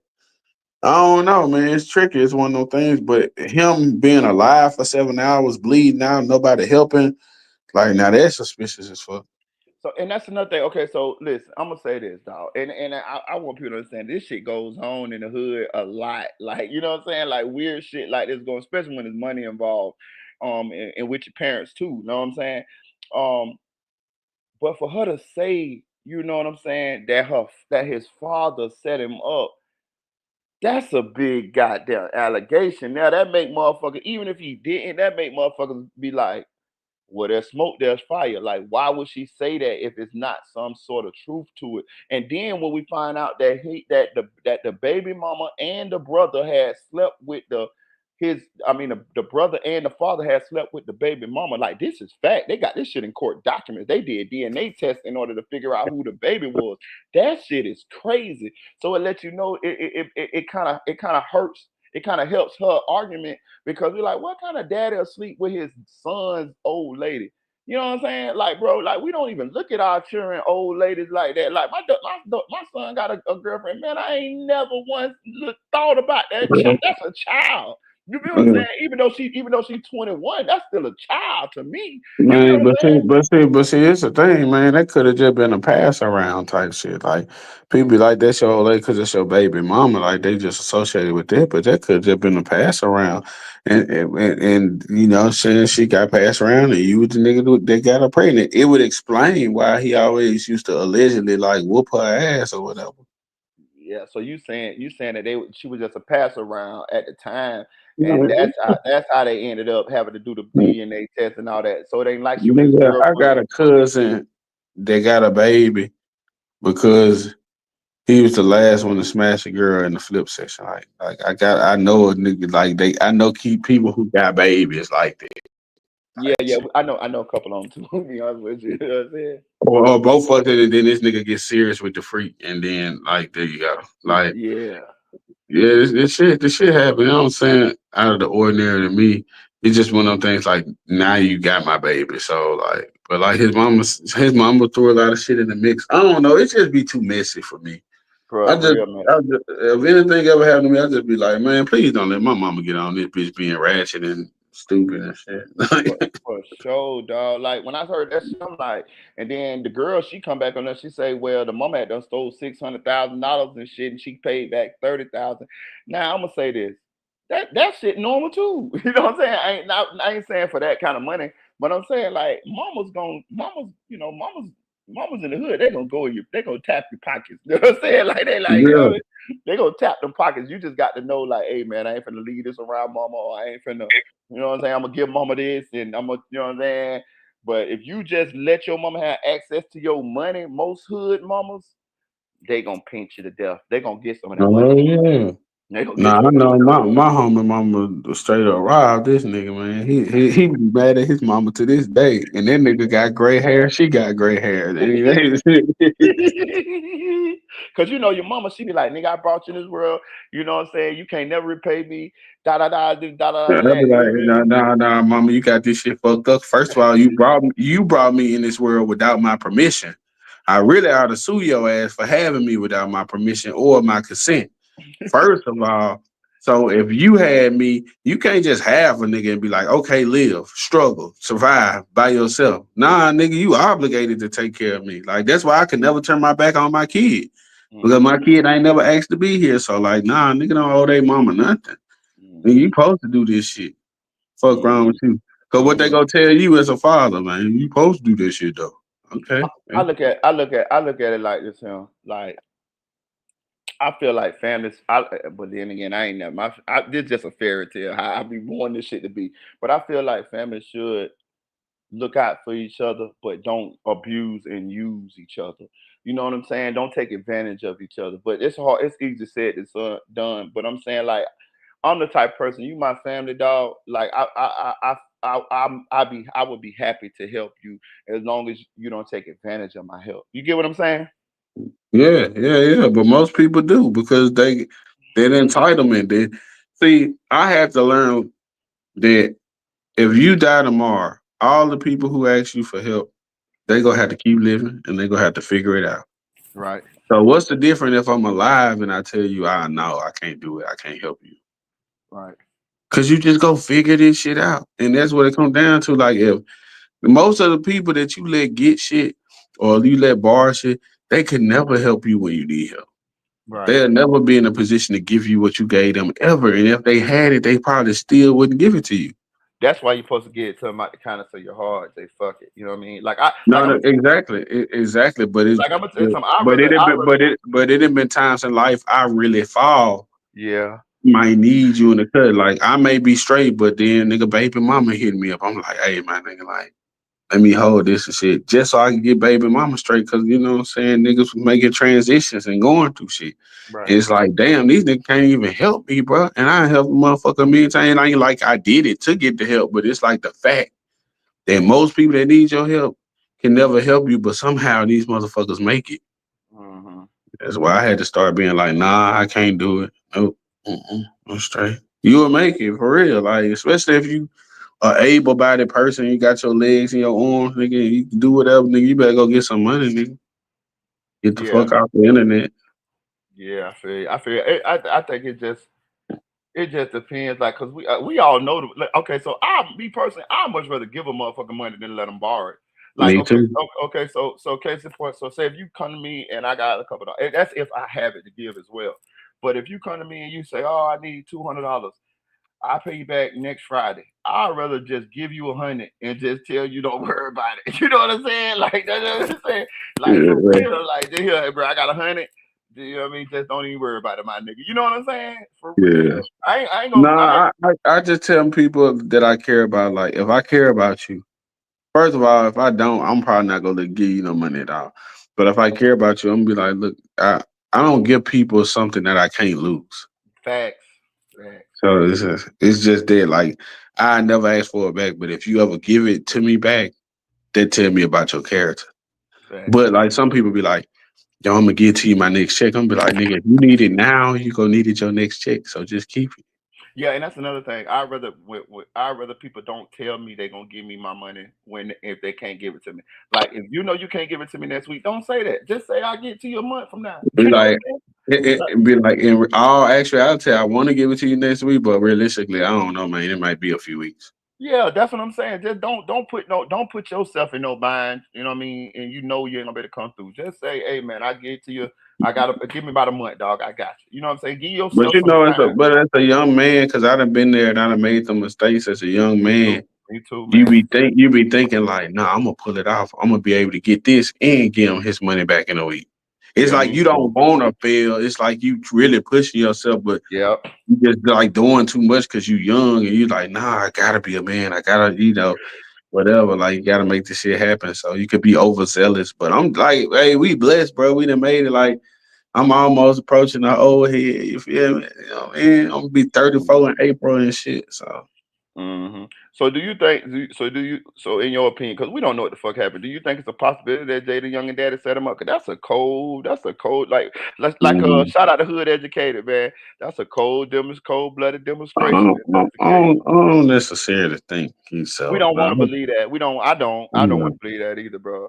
But I'm just saying, I like, don't think that. I think certain shit just look fishy. Like you know, I don't know. Like I'm just saying certain for that shit, woman to say that about the boy, about her baby daddy though, like by the boy daddy though, like. she a hurt mama.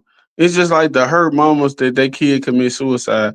And they in their head, they like they'll never do that. So they like, no, somebody did something to them, but So they you really committed suicide. so you don't believe that he did that? No, I don't believe it. I don't Yeah. believe it. I Yeah. don't. I ain't saying it's out of the realm of possibilities because some shit is possible, but it don't make it probable. The Mhm. probability of it being there, nah, the probability is, nigga, you riding around in the loudest color blue Corvette in the Mhm. city, you own house arrest, you at your mama house. They know where your mama stay. I don't And know I'm what you done did and who you done did it to, but nigga, that's just saying like it was something because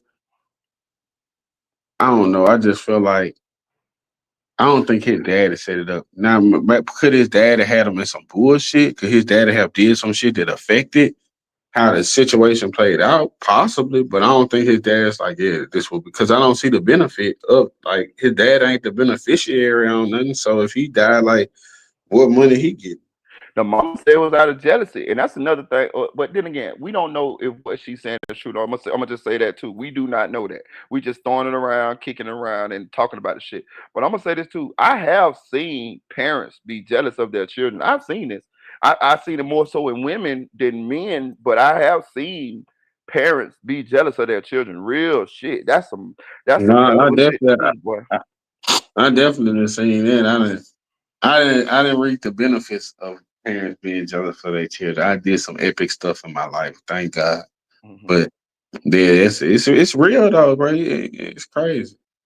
Like that's like you wouldn't think that that would be a because that's your child, but because that's what the mama saying. The mama saying you know the daddy might have been jealous of him. Now again, I don't even want to believe that shit. Like I'm be honest with you, I don't believe it. I do not believe it, but I don't know exactly what happened either. You feel what I'm saying? I So I'm wouldn't necessarily say jealous. It's just like to a degree, like as a that's just like if I never blow from rapping, but my kid blow, like you think I'm gonna be jealous now? I'm gonna be like, man, nigga, yeah, you get to do the work. I right. just need to reap the benefits. Like, but his daddy had a big chain. He seemed like he was a young old nigga, dog. So at the Yeah, same time, he just in the mix, and she interpreted it as that, or she could be telling the truth. You see, that's to be the tricky part. You don't know, you don't but it's know. like when you dealing with an emotional person, it's just like Tupac. Nigga, you really think Biggie set him up? No, but No. he feel like nigga Biggie, you was there. This your city, nigga. You know what happened, but Biggie like nigga, you know what happened. Hmm. Hmm. You see what I'm saying? But when you done got shot and hit in the head and and your emotions going and your ass been then check yourself out the hospital, you smoking sherm and shit, like nigga, like I'm surprised he didn't come up with more theories. You know Hmm. what I'm saying? Like, I'm gonna yeah, tell you another thing we gotta pay attention to when they like when they go back to the girl sleeping with the daddy and the brother and Jay. They live in a little small ass town in Louisiana, don't they? Ain't they? They from a little Boocaloosa or some shit. They brother from Wilson, yeah. yeah, they from a little small ass town in Louisiana, so I'm sure a lot of that shit kind of go down like this. Like I told y'all when with Spoon them and in their little community down there, I'm telling you, everybody, some kin, everybody was sleeping with everybody. Niggas be fucking their cousins and the other everybody, baby mamas and shit. Like I'm telling you, that shit go to the old niggas be fucking the underage girls, and the older women be fucking the underage boys. I'm telling you, that shit go down regularly. Yeah, yeah, yeah.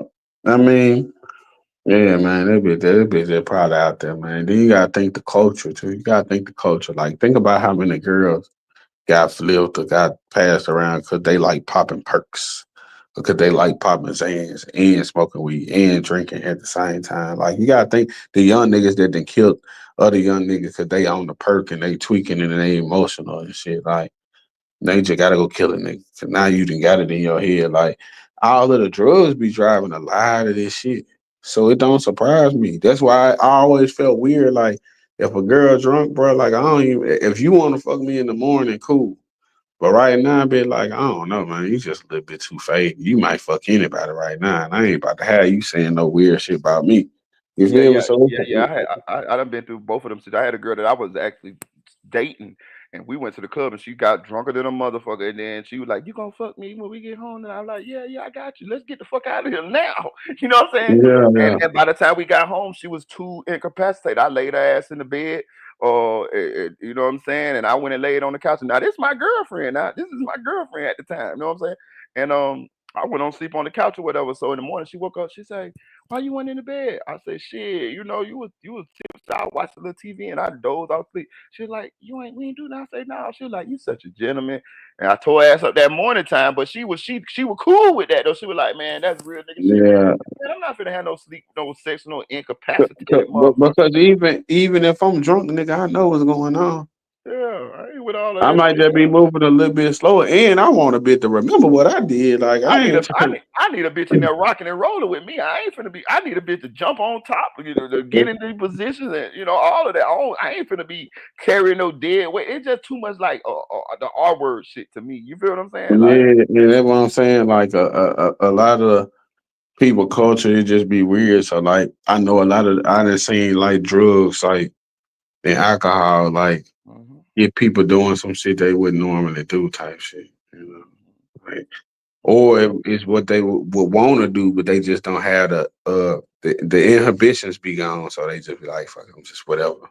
Right. I ain't with all that shit though. I listen, that's why I say them dudes that be doing that shit, that all word shit, the girl like, bro, I'm not with that shit. I listen, I need a bitch fully coherent. I need we both is planning this sexcapade that we're gonna go down here. I need you to be, you know what I'm talking about? Like, yeah, Yeah, for real, it ain't just. I'm not that hard up for no sex just to be like, oh, I finna because she sleep. I'm finna no man. That turn me the completely off. To be real with you, if you yeah, get nah, drunk for and sure. too, yeah, I'm good, baby. I might be a little upset because I thought I was gonna get me some, but Uh-huh. I ain't finna take advantage of you, baby. No, I ain't doing that shit. You know what I'm saying? No.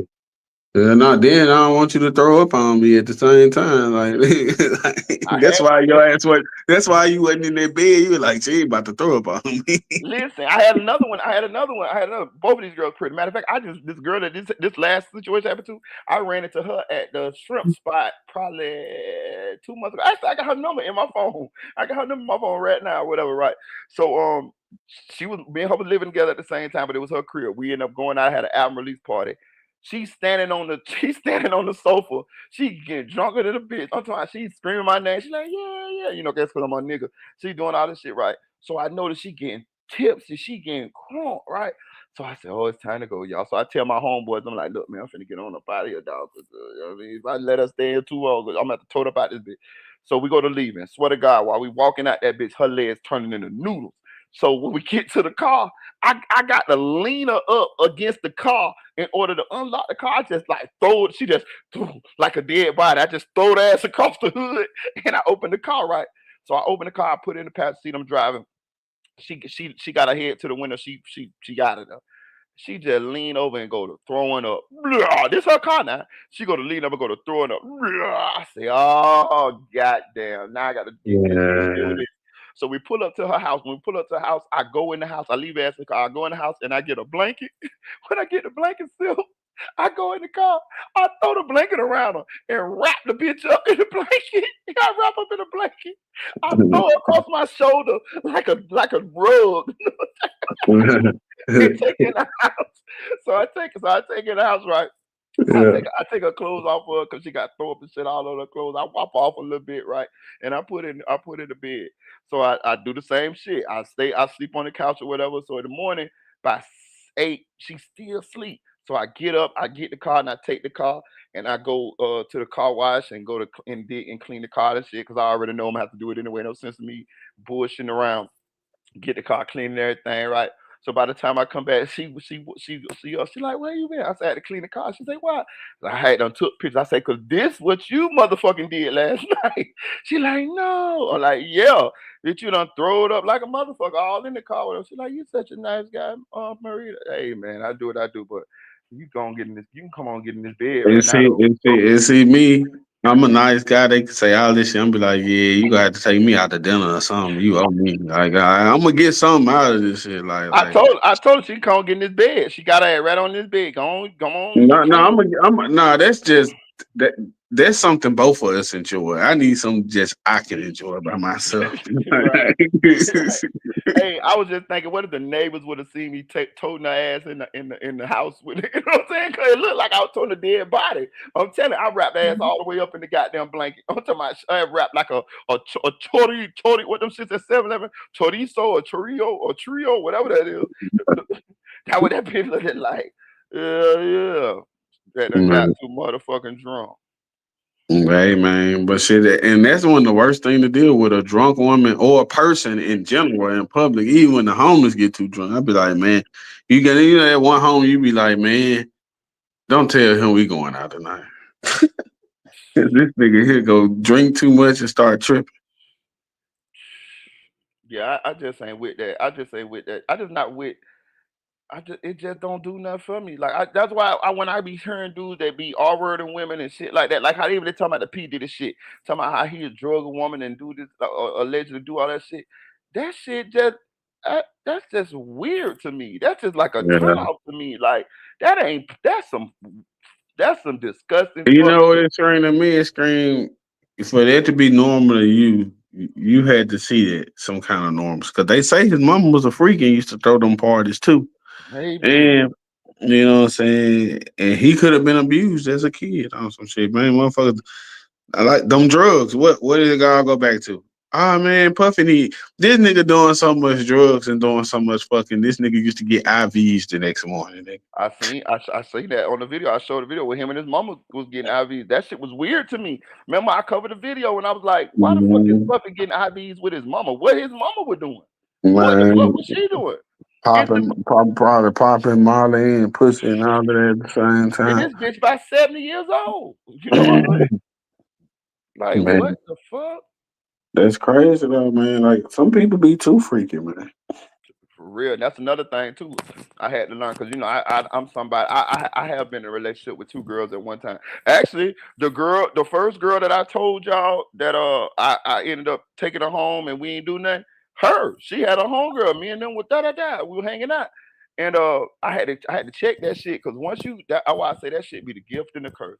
Yeah, it'd be cool, it'd be fun while it's going on. But after a while, you kind of be wanting that, like more so than have regular sex with just a regular girl. And I had to like stop that shit because it had got the regular shit with one regular girl had got like not exciting. And just like I did see Charleston White say this. He said, "Nah, I don't want all that freaky sex. Cause when you got that freaky shit, that shit make it to where the normal shit is not arousing to you no more." And that is true. You know what I'm saying? You like it's a rabbit hole. You fuck around, keep going down that motherfucking rabbit hole, and boy, you don't know where you might end up at. You feel me? You might end up with a baby oil, some baby oil and shit, with some shit in there or something. You get what I'm saying? I ain't with all that. I like moments in time, like not extended stuff. Like you know, like foreign girls is nice. They can barely speak English, but speak enough English to know that they with whatever you talking about. But like extended it, like I ain't trying to deal with that. Like so a lot of the stuff just be good in spurts. Like the idea of having two women, yeah, that shit seem cool until you gotta deal with both of their You fucking hear me? personality I'm on top telling of you. your kids and everything else. Like nigga, no. Yeah. Know what I'm saying? It be. That's why a lot of people don't understand is not having money sometimes is a blessing. Because sometimes you get blessed with that money, that shit can hurry your ass up to your grave. Drug use, sleeping around with different women, motherfuckers might come rob you to kill you, all type of shit. Sometimes not having money is a blessing. Sometimes you can live longer if you just live your life as a regular Joe Schmo, go to work, pay your bills, da da this, da da da da da da that. You fuck around and get blessed with $1 million tomorrow, or two, three, $4 million tomorrow, nigga, you might be dead and within the year because of the way your lifestyle changed and the way you living. You Bruh, might I'm go, telling you, I get 3, 4 million tomorrow. I'm really gonna disappear. I'm gonna be right here somewhere near Texas, but ain't nobody gonna know I'm at. yeah, I'm what I'm saying. I Like, already know some pieces of land I'm about to get right away. Like, how to get nigga, that I'm about land? what? I'm about to buy like 20 Amazon houses and connect them bitches and have me a mansion out there, motherfucker. Telling you. And that's why I'm glad I'm the age I'm at. I done got the age where I'm at now because that's definitely like what I want to do. I want to get some land, have a little lake on it. Like when I seen Boosie with that lake putting the fish in there, nigga, that's my dream. If I could just go out my backyard every day and fish and have a good You little get time, in? man. I want chickens. I need some chickens that I'm feeding that I know like ain't got no steroids and shit. Yeah, man, shit, man. I enjoy myself out to that bitch. Smoke me a little blunt out that bitch with my little fishing pole. Be out that bitch catching fish with my grandchildren running around. Hey, don't get too close to that goddamn water now. Stay from that water, baby girl. Yeah, You know what I'm saying? you really just want to see your kids grow old, and you want to live long enough to see your grandkids and still be able to do shit. Like, Facts, man. Facts, man. But hopefully stay on this YouTube shit, and we gonna keep on. We gonna get it, my nigga. We gonna get it, cause you know that's how this the new wave right here. This the wave. You yeah, feel me? you just gotta regroup, Hmm. update some shit, come back bigger and better. Right. Tweak some shit, change some shit around. And that's another But thing. it's been a shaky year so far. You know what I mean? It's been a shaky year. Yeah, but I'm gonna say this too. I'm gonna say this too. That's out, and I want to put that out there so people know too, because I always like to share information. So I am gonna be tinkering around with this channel, and I'm gonna tell you something. That's one thing that I have noticed that you have to do on YouTube. If you get a little stagnant, you got to switch shit up. You know what I mean? You got to switch it up a little bit. You know what I mean? You know what I mean? Do a little different. Do a little different stuff on your channel. Show your face a little bit. Might do a little different. You know what I'm saying? Because that keep your channel growing. I noticed that too. So I will be Yeah, tinkering around with this channel every once in a while. You know what I'm saying? Going forward in the future. shit, that what's up, man. God willing, I'm be. I still be here doing Well, what I really do. hey, you had hit me up on my birthday. My bad. Hey, listen, you already know. But what was up though? Uh, I think that's what I hit you up for. What? To Oh, tell you happy birthday. oh, my bad, my bad. Appreciate you, dude. Appreciate you, Yeah, gang. I think that's what I hit you up for. Appreciate you. I probably go talk some shit if I call. Oh, my bad. Appreciate you. I saw you. I saw you had hit me up. You know what I'm saying? Like, damn. I said, well, I might hit my boy back. You know what I'm saying? Yeah. Nah, I was like, man, let me hit him. Cause I'm that type of person. I've been a fuck. Sometimes I don't feel like typing, and I've been a fucked around and forgot. So I'd Yeah. be like, let me just tell him. Yeah, I appreciate you for even thinking about me, man. I sure do. I sure do. And for everybody who did wish me happy birthday, and the people who did come through and holler at your boy for your birthday, I appreciate that. Cause bro, listen, I'm telling you, I did get some birthday wishes on my social media or whatever, and that was what's up. But I really just chilled on my birthday to be real with you. You know what I'm saying? But I'm gonna tell you something though. I was feeling a little down coming up to my birthday, but when I saw little Ronnie's situation that happened on my birthday, I looked at it as a sign, and I said to myself, "Hold on, Marita, this man just lost his life. Him and his daughter just lost their life on your birthday, and God blessed you to see another birthday. Now, you got to be thankful, my nigga. You know what I'm saying? So that changed my whole outlook on my birthday when I saw like, damn, this somebody lost their life on my birthday. You feel me? Yeah, that's the reality of it. Like shit, when my son was born, nigga, we had two deaths in the family that week.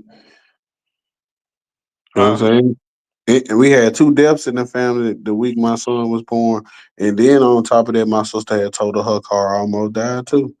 Like this should be real. Yeah, for real, man. Shit, that's why I be watching my back.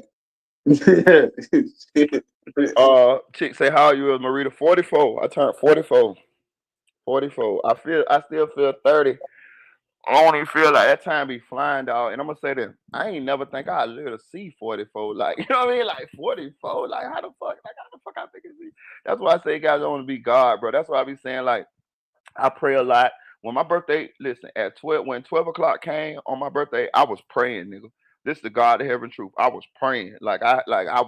I waited till 11:59, 12 to pray, put my head down and I prayed and I thank God for me seeing another year and shit like that there, you know what I'm saying?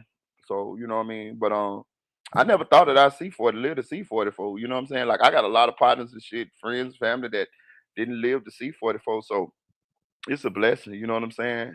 For real, for real. For real, for real. I'm thankful.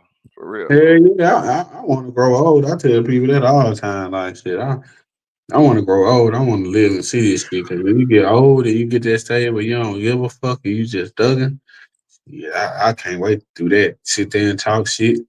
Yeah, You a know, lot.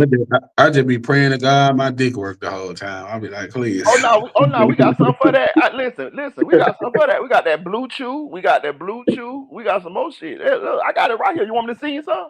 I can Hell, see no, I you. don't need it now. I be Oh, okay. praying.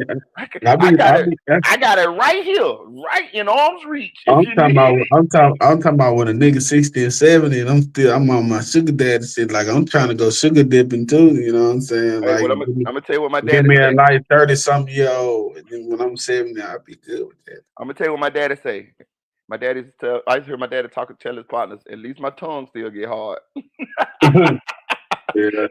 That my daddy used to tell his partners when I used to be listening to them old dudes talk. He'd be like, "Yeah, this other thing might not work every now and then, but my tongue still get hard." I say, "Daddy, you wild as hell, man."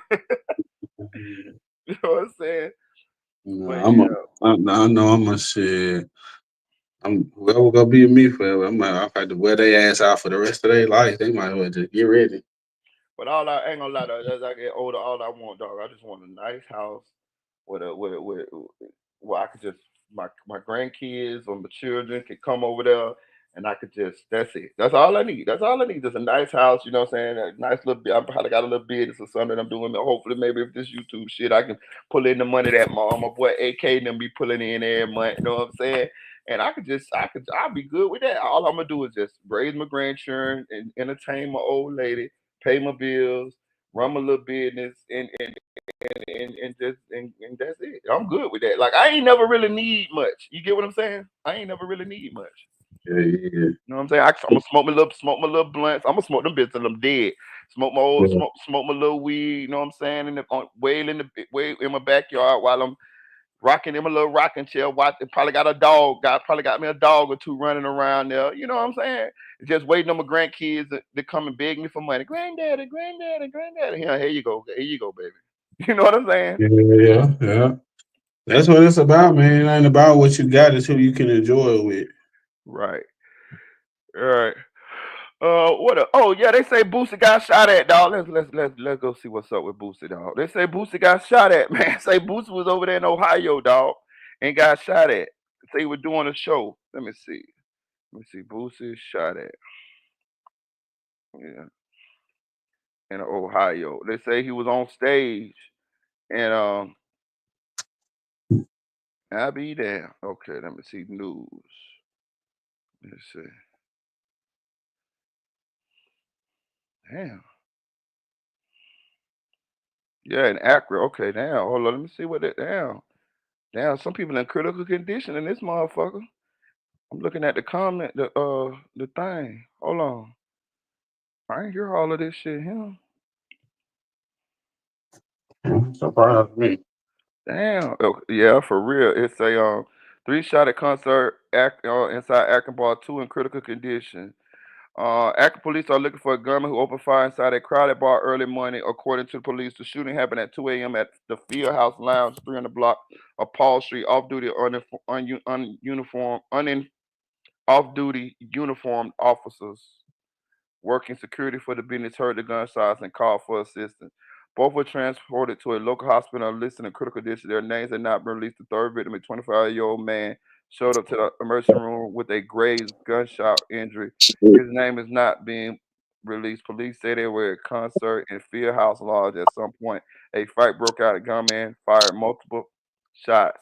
God damn. According to the previous reports, two people died in 2024 prior to concert set to include Boosie. I'm gonna say this, dog. I'm gonna say this right.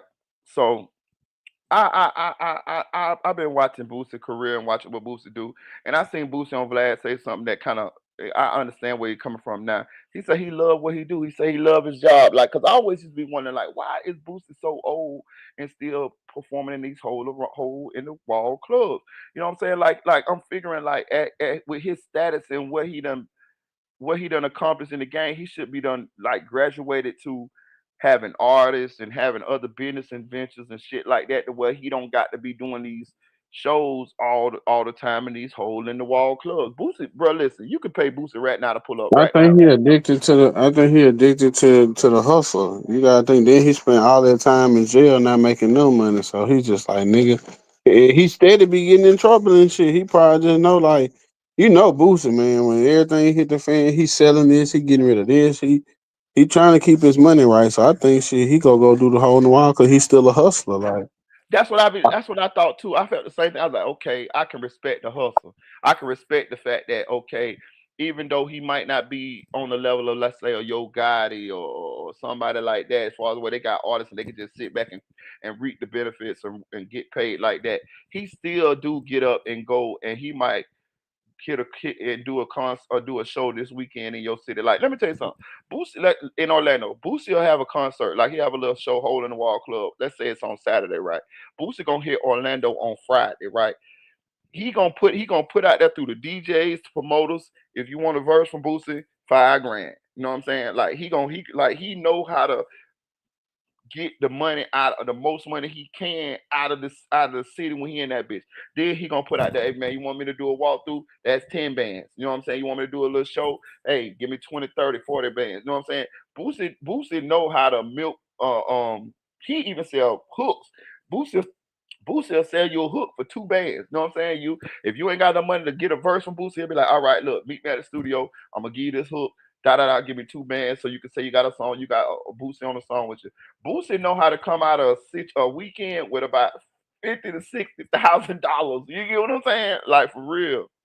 Yeah, and that's pretty much what he did when the Big Meech concert got canceled. That's pretty Hmm. much what he said he did. He said he had to hustle and do some walkthroughs and stuff like that. Hmm. So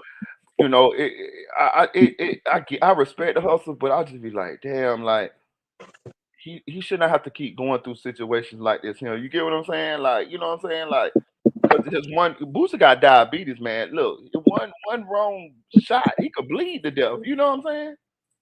Yeah, but see, it's the thing. I think that'd be more so on the venue, man, because Hmm. how nigga get in that bit with a gun? Now I Right, know how because I done got in places with one, but I'm saying that don't mean I was supposed to be able to. right, right, right.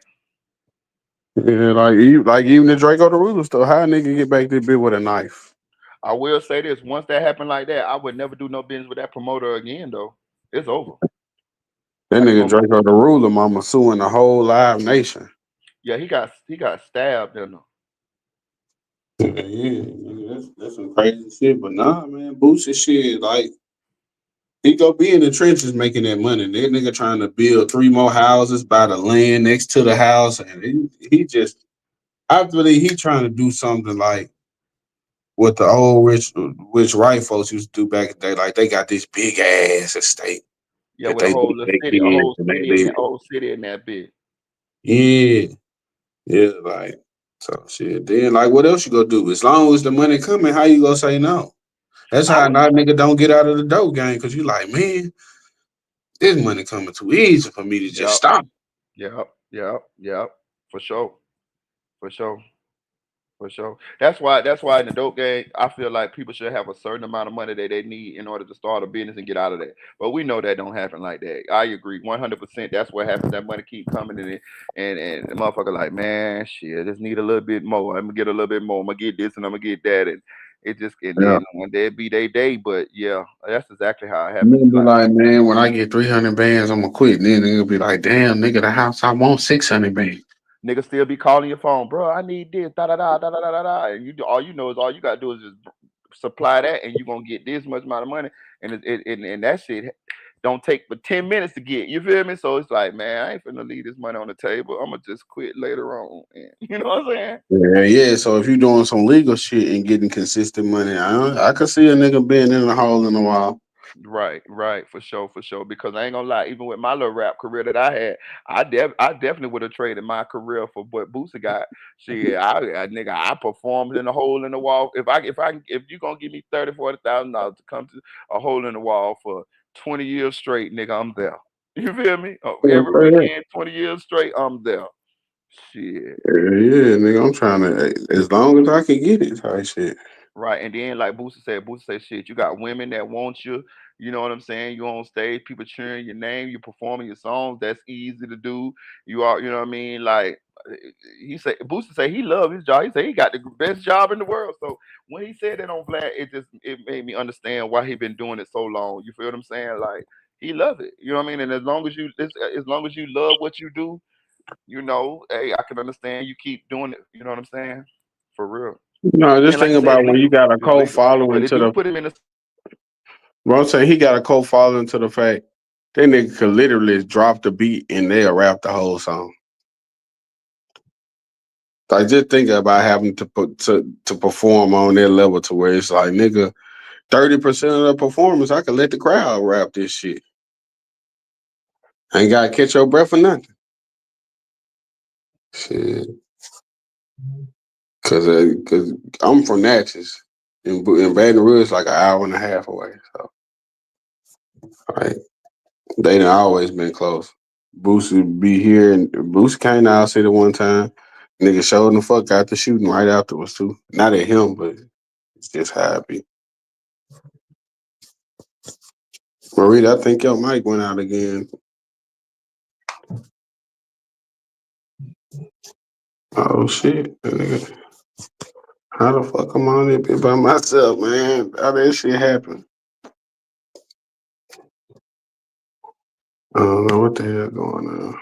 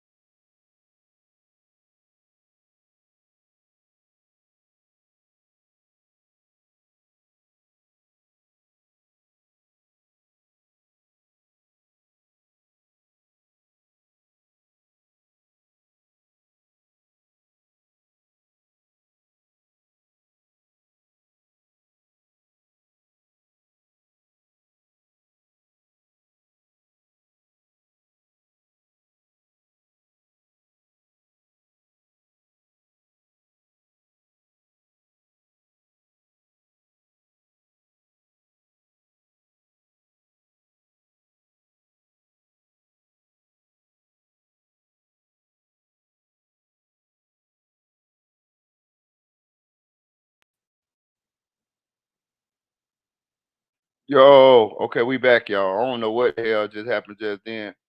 Put a one in the chat if y'all can hear me. You know my internet be acting up like a motherfucker. Let's see something. Put a one in the chat if y'all can hear me. Show on stage. Okay. Put a one in the chat if y'all can hear your boy, man. I just want to make sure. Okay, y'all can hear me. All right, bet. Hey, look, we don't went through the topics. I want to hit y'all with story time because I know y'all like story times, right? I'm gonna hit y'all with story time, right? So when I was like 15, like when I was 15, right? So this is when I came back from this is when I came back from down south when I lived where Melly and them lived at, where I lived with where Spoon and them lived at. I came back when I was like 14, right? So um my daddy and them lived in a place called Paramore Village. It's on the corner of Paramore and Conley. It was not the projects, but it was like, they was like little regular ass I guess like townhouses or something, but that's what it was, right? But it was the hood. So my brothers and them, this is before I jumped off the porch all the way. So my brothers and them, they was already full fledged off the porch. They was selling dope and shit for my daddy. And I lived with my daddy, right? But it was like, but my daddy house was a trap house. My daddy in and out, like it's always somebody knocking on the door, asking, what I'm saying, is my daddy home? And if my daddy home, what I'm saying, they asking for a 50, they asking for 100, they asking for 200, whatever, all up. They asking for all type of numbers of dope and shit, right? So I didn't know nobody in the neighborhood like that in order for me to like be hanging out and going outside. So I used to go to school and I used to come, and this is when I went to school at Cypress Creek. Little fun fact: I went to school with Amari Stoudemire. I was on the same basketball team as Amari Stoudemire, who ended up going on to the play in the NBA or whatever, whatever. But anyway, this is when I was going to Cypress Creek, and I just go home and then I go to school and I just be in the house. So my brother Carlos, the one that just passed just not too long ago, like a year ago, the one that they found dead in the shed that I was telling the story about the other night when my homeboy Zulu King Street Fame was on the live with me. And he was telling me, he was like, "Hey man, why you always in the house?" And I tell him, I say, "Cause I don't know nobody. Like I don't know nobody outside there, you know what I mean?" And it was a bunch of, I ain't gonna- I they was kids, but these kids was like hood kids, like, you know what I'm saying? Like these motherfuckers is live. They ratchet. Like they doing all type of shit out there. They smoking weed. They doing everything right outside my house. But I don't know them. So I just walk past them when I go to the store, you know what I'm saying? Sometimes a Chinese store, and I come home. So one night they had a party. They had a party. Uh, it was a field that was across from Pamela Village, and they called it the Cabbage Patch. The reason why they called it a Cabbage Patch is because one of the people whose houses was behind the field, they had a garden.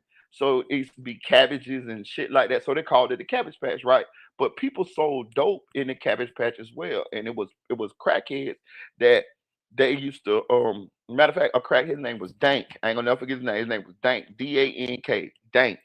And Dank was an old black man and he lived in the field.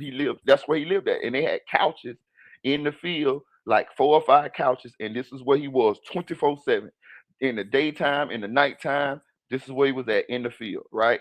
Now the field was dirt. The field was a dirt field. There was a couple trees in there, but it was dirt. It was a wide open space. You know what I'm saying? And then in the middle of the couches, he had a barrel where you could just where he would when in the wintertime he would light the barrel and he could stay warm. So and then at the couch and then the couches would be full of crackheads. Like, but this was Dank's property. It wasn't his real property, but this was his property. Like this is where he would this is where he would smoke his dope, and people would, you know what I mean, and then other crackheads would come up, and they'll holler at Dank, hey Dank, man, you don't know who got no, you know what I mean, and then Dank will call some of the drug dealers, and they'll come serve him, and then Dank do his little middleman thing, and in order for you to sit right there at on Dank's couches, you had to break him off. You know how the crackheads be. If you want to smoke right here, you got to break me off. If you want me to go get you some drugs from somebody, you got to break me off. So that's how Dank had it. Dank had him a little crackhead, little business going on right there. You feel me? So they had a party in this field. Shout out to MC Star. Rest in peace to MC Star. He ended up getting murdered. I can tell you his story too one day. And MC Star was like a famous DJ from Orlando, right? And what he would do is he had a U-Haul, he would come, he would pull up with his speakers and he would DJ the party. And this was like 95. This like 95, right? So my brother say, man, look, this is my brother Carlos. He like, look, he grown now. Carlos in his 20s at the time. He like, hey, look, they having a party outside. You need to get up and you need to go out. You need to go to that party. I said, man, I don't know nobody. He said, man, that's the Kona boys. He said, that's the Kona boys, man. You straight, man. He like, man, look. He said, I'm finna go around there. He said, look, you can't hang with me. That's one thing about my brother. He wouldn't let me hang with him. He really didn't let me smoke no weed or nothing like that. I was sneaking and smoking weed at the time, but my brother and them didn't know it or whatever, but he still was on that big brother shit. He still was on that trying to steer me the right way in the life type shit. Like, you know what I'm saying? But he did want me to go and get up out of the house. So he was like, look, put on you some clothes and go out and go to the party, dog. He said, you're gonna see me out there. You're gonna see all of our cousins and everything out there. You're gonna be good. Just get out of the house. So I did what he said. I put on some of my school clothes, and I go out there. Now, when I go out there, I don't know barely anybody. I'm talking about it was such a I don't I'm really no I'm really a shy person, so I hated that feeling. I hated everybody knowing everybody being in the hustle and bustle, and everybody smoking weed, drinking, partying, everybody looking good, and I didn't know a motherfucker about it. So because it don't give me a crowd to hang with, don't give me a crowd to stand in. So I'm just walking around, just you know what I'm saying, just trying not to look like I don't belong. And just so happened I had a couple cousins that used to come to my daddy's house too, and they used to my cousin Hitman he used to come sometime, and he used to like, hey, cuz, man, come on, go with me, this and that, and I used to go with Hitman every now and then, but I ain't go too far with Hitman. But Hitman was full fledged in the streets at this time. Actually, Hitman, he was an orphan, like he wasn't a real orphan, but he had grew up in an orphanage, but he was really some kin to me or whatever. So and some kin to my brother and my dad and all that. But he is somehow I think as a matter of fact his mom was on drugs. And he ended up growing up in an orphanage or whatever. But he was out there. He already had been out there, and he was a little older than me. He maybe like 2 3 years older than me. So he see me. He like, cuz, what's up, cuz? So I'm so happy that I see him because it's somebody that I know. So I'm like, what up? And he like, man, you out? I'm like, yeah. He like, man, roll it. Hit the blunt. So he give me the blunt. I'm smoking the weed and shit or whatever. You know what I'm saying? Whatever. I'm just wanting to belong, dog. I'm just wanting to be a part of something. You know what I'm saying? Like I just want to be accepted. I just don't want to. I'm pretty much green at this time. You know what I'm saying? Because I'm green to the streets and shit, right? Not the streets per se, but those streets I'm green to. You know what I'm saying? I had already been thugging down there with Spoon them, but I wasn't totally. It was just a whole nother environment down here, so I had to kind of get in where I fit in at or whatever. So MC Star, he DJing or whatever, whatever, this and that, there, whatever. And I'm looking at the whole setup, but the crew that ran that block was called the Corner Boys, right? And the reason why they was called the Corner Boys is because they hustled right there on that corner, right there at the Cabbage Patch, right there on Paramore and Conley. This is where they hustled at, right? So once I go to the party and Hitman, he started taking me around. He started like, yeah, this little Pico, this my Uncle Pico son. You know what I'm saying? And I told y'all, my daddy is like the biggest thing. I'm telling y'all this shit. Just shout out to Zulu King Street fan. He told y'all himself. Like I'm telling y'all, I don't be lying. My daddy is like the fucking mayor, real shit. Matter of fact, his birthday coming up, but he like the mayor, like so. Once people found out that I was my daddy's son, all the doors open, everything open. Nobody like everybody like, oh, you Pico son? Oh hell yeah, he looked just like a da da da da da. And they started welcoming me in. You say even though I'm like 14, 15, like 15 years old, they started welcoming me in. You feel what I'm saying? So the next day after the party over with, I'm walking to the Chinese store because that's pretty much what we had to eat. Like if you go, either you're gonna go to the Chinese store or either sometime my dad he'll go to like Church's Chicken or KFC and he'll bring back some food and stuff. Because at this time I'm not working. I'm just going to school. I'm a regular, just a regular young kid. So my dad is still feeding me and shit like that. So or he'll give me some money to go to the Chinese store. So, but this day he gave me some money to go to the Chinese store. So I'm walking to the store. So now when I walk to the Chinese store, the corner boys and the corner boys was from ages like 20, 22, 21 on down to probably like my age. And it was a lot of them. It was probably about a good 30 of them. You know what I'm saying? So they remember me. So they like, oh yeah, that's Lil Pico, that Pico son. They start calling me Lil Pico. Like I didn't give myself that nickname. They gave me that nickname. Like, you know what I mean? So they're like, yeah, that's Pico son. Da, da, da. So I end up getting cool with a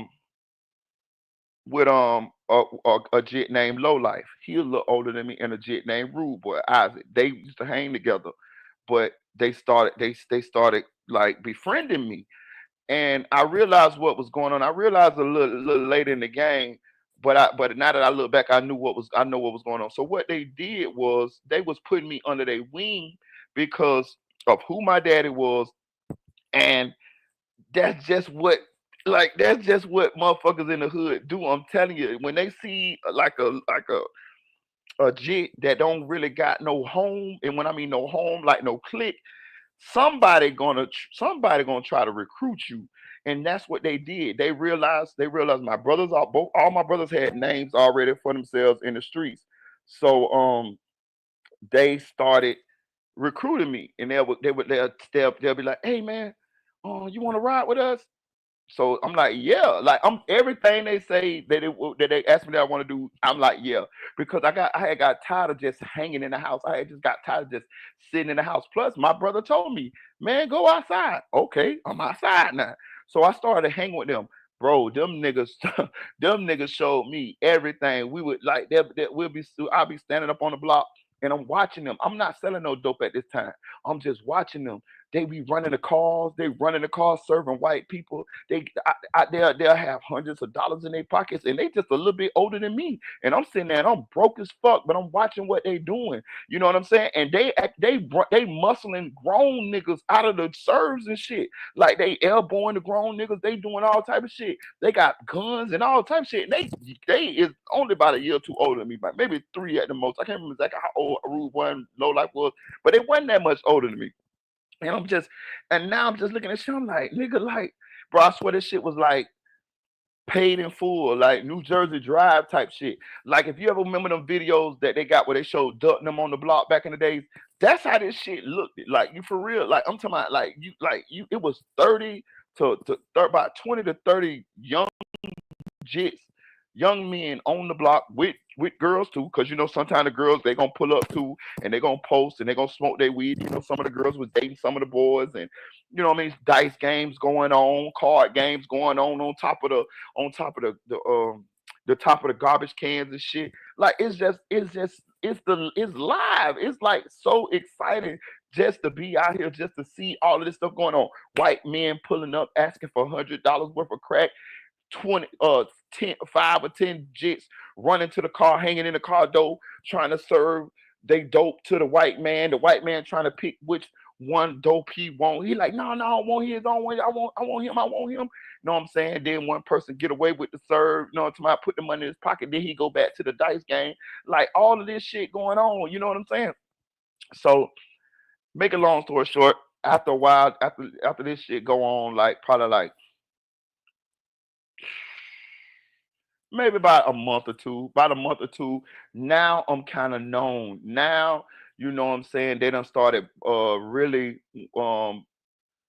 welcoming me in. I'm not a corner boy at this time, but I'm on my way to becoming a corner boy, right? Pamela and Connor, CMB, right?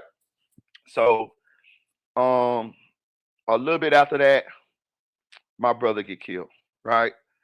Um and he get killed coming from a club. Say he stepped on the dude shoe in the club. Dude waited to the let out, caught him at the store. You know how everybody gather at the store after the let out of a club. Everybody know the cars and everybody at the gas station. Well, the dude seen him and shot him in the back, killed him. Right. So now this make I hate to say it like this here, but now this makes me even more popular because now everybody knows that's Rick little brother. Most now I was already known as Pico's son, but now I'm known as Rick's brother. Yeah, that's Rick brother. Y'all know how it be when somebody get killed in the hood. The people that's directly related to them, they get a little bit of little bit of more light on them, and that's what had to happen. They're like, yeah, that's Rick brother right there, da, da, da, da. You know what I mean? So people started taking me, even being more nice to me, even more uh protective of me in the hood because I was Rick brother. I'm already my daddy's son, and I'm already my big brother's little brother, but I'm also Rick's little brother, and Rick was beloved in the hood. You feel what I'm saying? And his nickname was Raw Rick. Some people call him Raw, some people call him Rick, but his nickname was Raw Rick.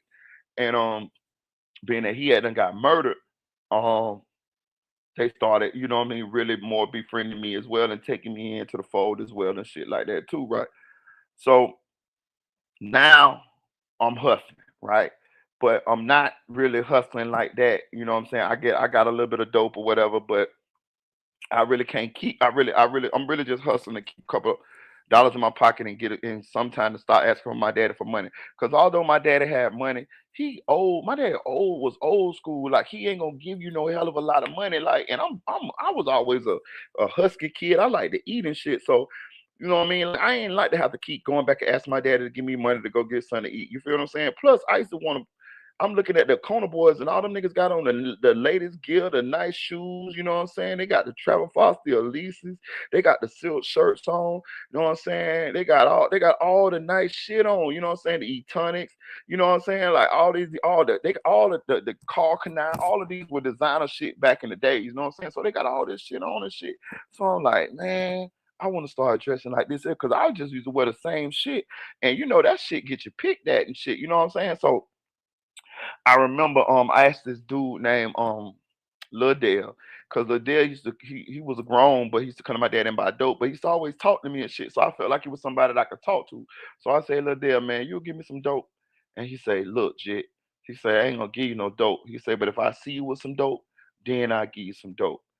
Now that shit didn't make no sense to me. You know what I'm saying? I'm like, what the fuck? Like in my mind, I just respected it because I'm a kid at the time. I respected it, but I'm like, what the fuck? That how the fuck that make it, bitch? If I had my own dope, bitch, I don't need no dope from you. That's what I'm thinking in my mind. But now that I got a little older, I understood what he was saying. Was saying that he just didn't want to be the first person to set me on this path because he understood what his path may lead to, right? So I say, okay. So I had no other choice. I knew how to cook up fake dope. And I'm gonna tell you how I knew how to cook fake dope. Cause me and Spoon them used to do it. Me and Spoon them before I came back to Orlando, we used to do it. We was doing the same thing.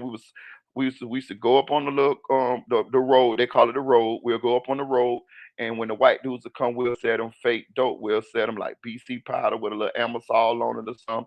And of course, you know what I'm saying. You could, as long as they don't taste it or whatever, but the Amasol so they mouth get numb when they lick it or whatever. But you could get them really quickly if you know what you were doing. You know what I'm saying? You could get them. Hey, hell, and they give you the money, or you could snatch the money out their hand real quick and then run off real quick. So I knew how to cook up fake dope or whatever, whatever. So I cook up some fake dope, right?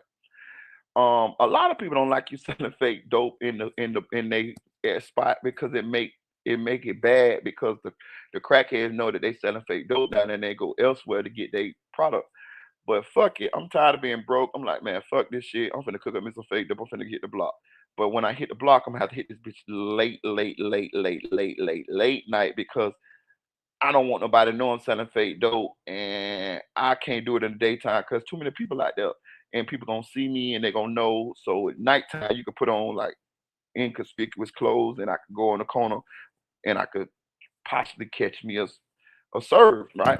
So that's what I do.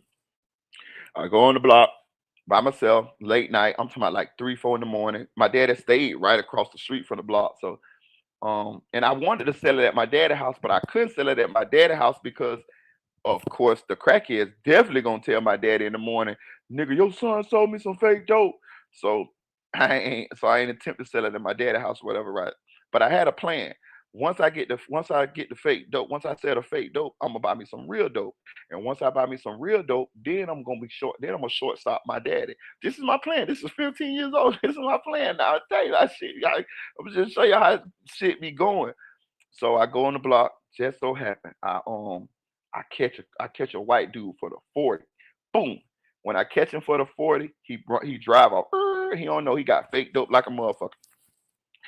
When I catch him for the 40, it's a dude named Elgin. I can tell his name now because he don't even hustle no more. Number he out the game or whatever, whatever. And that shit was like 35 years ago, some shit like that, 30 years ago, whatever when this shit happened. So I see Elgin, right? And I know Elgin be serving, like you know what I'm saying. So Elgin, he hit the block, and he have his drugs in his drawers, you know what I'm saying.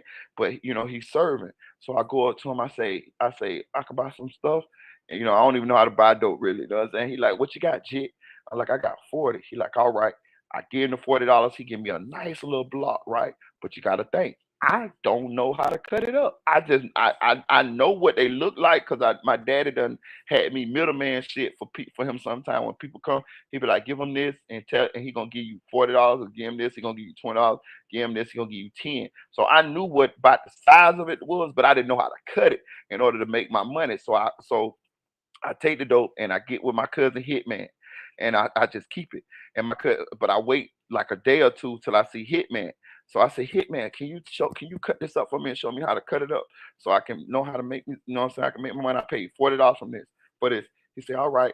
He cut it up. He cut eight dimes out that motherfucker. So I paid 40 for it so I can make $80 now, right? So boom. Now I don't really want to go out on the block to hustle it because I don't have clientele and nobody never really seen me sell dope, you know what I'm saying, on the block.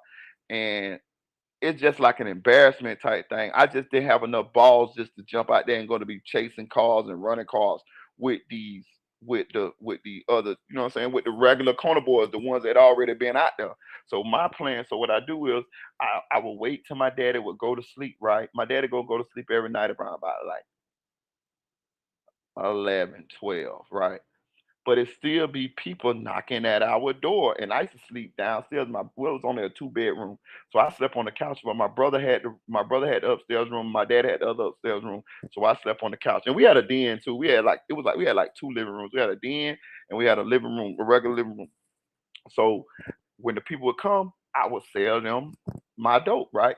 So and then I would just repeat this. And I would have to wait until I saw Elgin and I will only buy from Elgin, right? So this is what I'm doing. This is what I'm doing. This is what I'm doing. So I did this for probably like a week or two straight. So and I'm just saving my money. On the money that I spent money on food. I ain't buy no clothes or nothing at this time because I just want to build the money up. Plus, I don't want, and plus, I can't really spend the money because if I spend the money, my daddy gonna wonder where the fuck I get the new clothes from and shit, right? So I'm like, I'm kind of in a dilemma.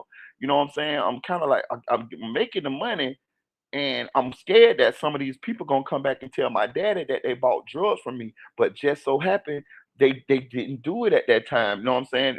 In the daytime, like the same people I be done served that night, they'll come in the daytime and I see my daddy walk in the house with the same motherfucker that I done served the night before, right? And then they'll be like, and then they'll be and I'll be looking at them and I'll be hoping they don't say, hey, I want what your son gave me last night. I'll be praying that they don't say what they, you know what I'm saying, that they want what I gave them. And at that time they didn't. So I see my daddy, serve them or whatever, and then they'll leave. And then sometimes my daddy, I used to get spoiled. Sometimes my dad'll be like, "Hey, such and such, I think such and such coming over here, or I'm finna be gone for a little bit. So if somebody come over here, this is $50, this is $100, this is $200, this is $400. He'll do me like that. He'll tell me what everything was. You know what I'm saying? And then if somebody come, then I would know what to give them and what money to receive from them, right?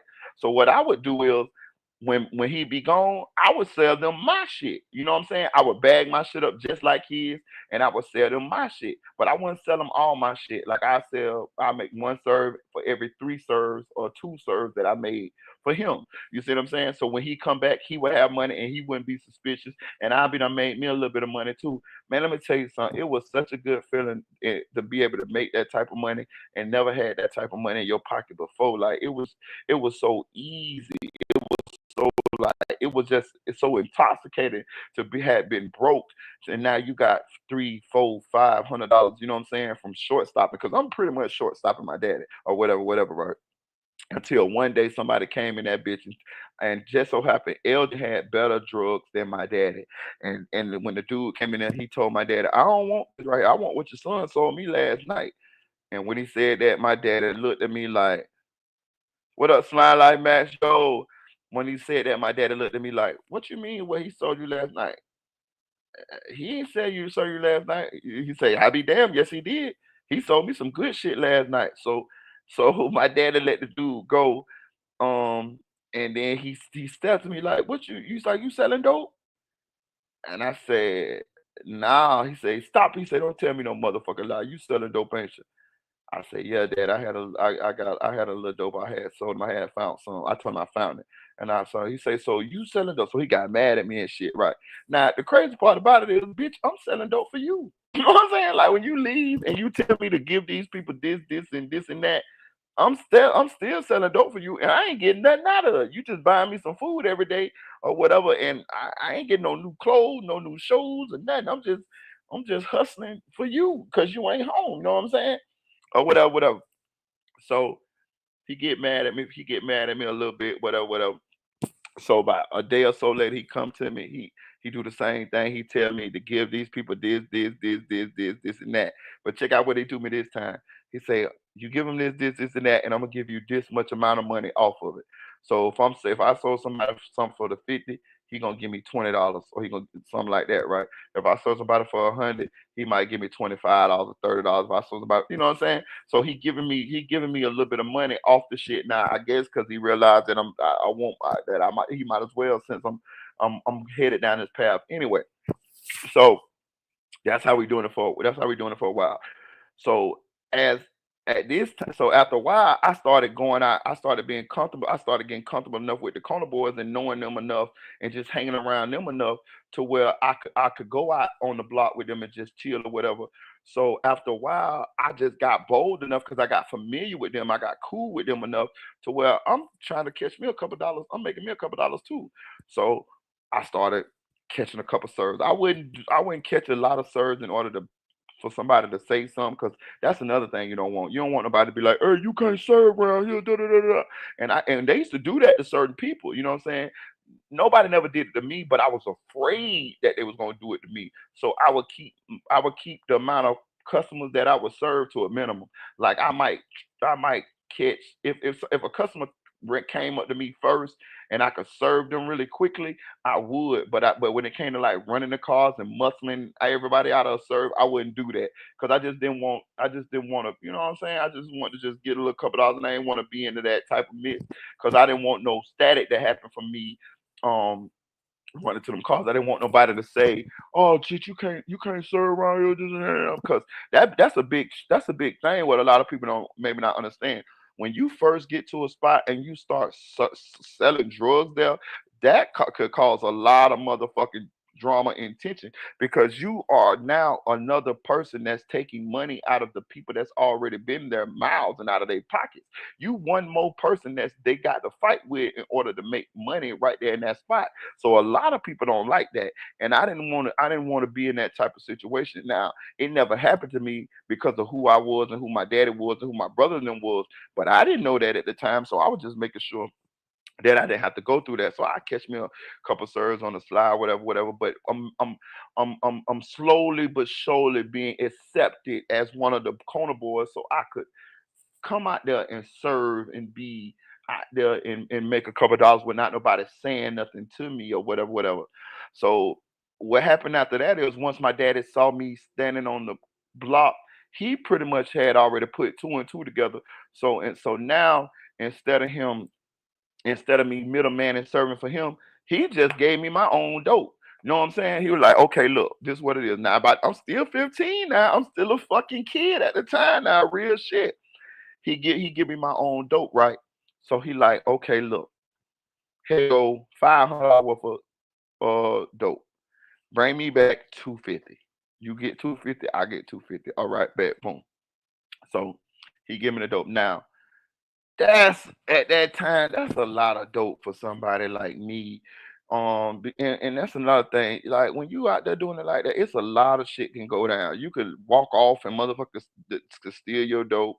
The police could get the dope. The crackheads get the dope. The niggas who you standing around hustling with, they'll steal your dope. If you walk off or go serve or go serve somebody and you don't keep an eye on your dope, you know, and when I mean keep an eye on it, I mean putting it down on the ground because if you have it on you, there's a higher chance that the police can jump out on you and search you, and then you go to jail for possession of cocaine. So what we would do at the time is we would put it down in a little pile of leaves or put it in a little tater chip bag and throw it in the dump, throw it in the garbage can. You know what I mean? Look, you know what I mean? Or throw it by the garbage can. You know, it was a whole bunch of little McDonald's empty McDonald bag, anything, any little trash on the ground that you could put your dope in that would just look like trash on the ground, but you know it's cocaine in that motherfucker, and you can run back and forth when the servers come, or you could tell the server, hey man, come on around here with me, and the server walk around the corner with you, you go in your little bag or whatever, your little McDonald bag or your little tape chip bag or whatever, and you go in this dope in there, you serve them, and then you get on.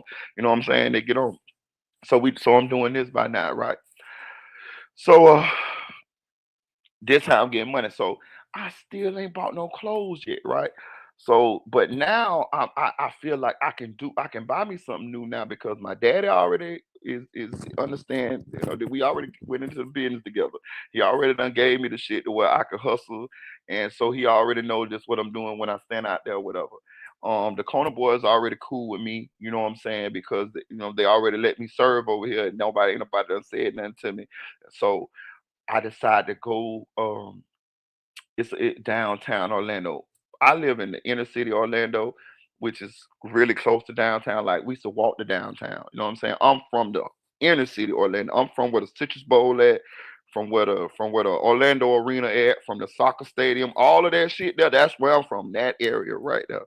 So it used to be some Chinese people that had businesses downtown called New York Outlet and downtown fashion and New York Outlet, right? But they were Asian people, right? You could go in there and buy jewelry, you could buy clothes. You know how this, you know how it be at the little flea markets, the Asian flea markets, like in Miami or West Palm Beach. But they had storefronts, and it was downtown in Orlando, right? So I go down there, right? I'm gonna buy me some clothes. Cause I had bought nothing with the money that I had done accumulated from hustling for like a month and a half. Like so I had a decent amount of money. I probably had about two bands, you know what I'm saying? And the only thing I spent it on was food. But I got tired of if you everybody on the block. looked it good. Everybody on the block came out every day, brand new shoes, brand new clothes, goals in their mouth. You know what I'm saying? You're one of the boys of not have no goals today, and then tomorrow he got 10 to the top, or he got 4 to the top, 4 to the bottom. And it was like a celebration when a nigga hit the block and he done dropped goals in his mouth, or when he got the new shoes, the new Grand Hills or the new Jordans or something like that. So I wanted to feel that too. So I go downtown and I never forget.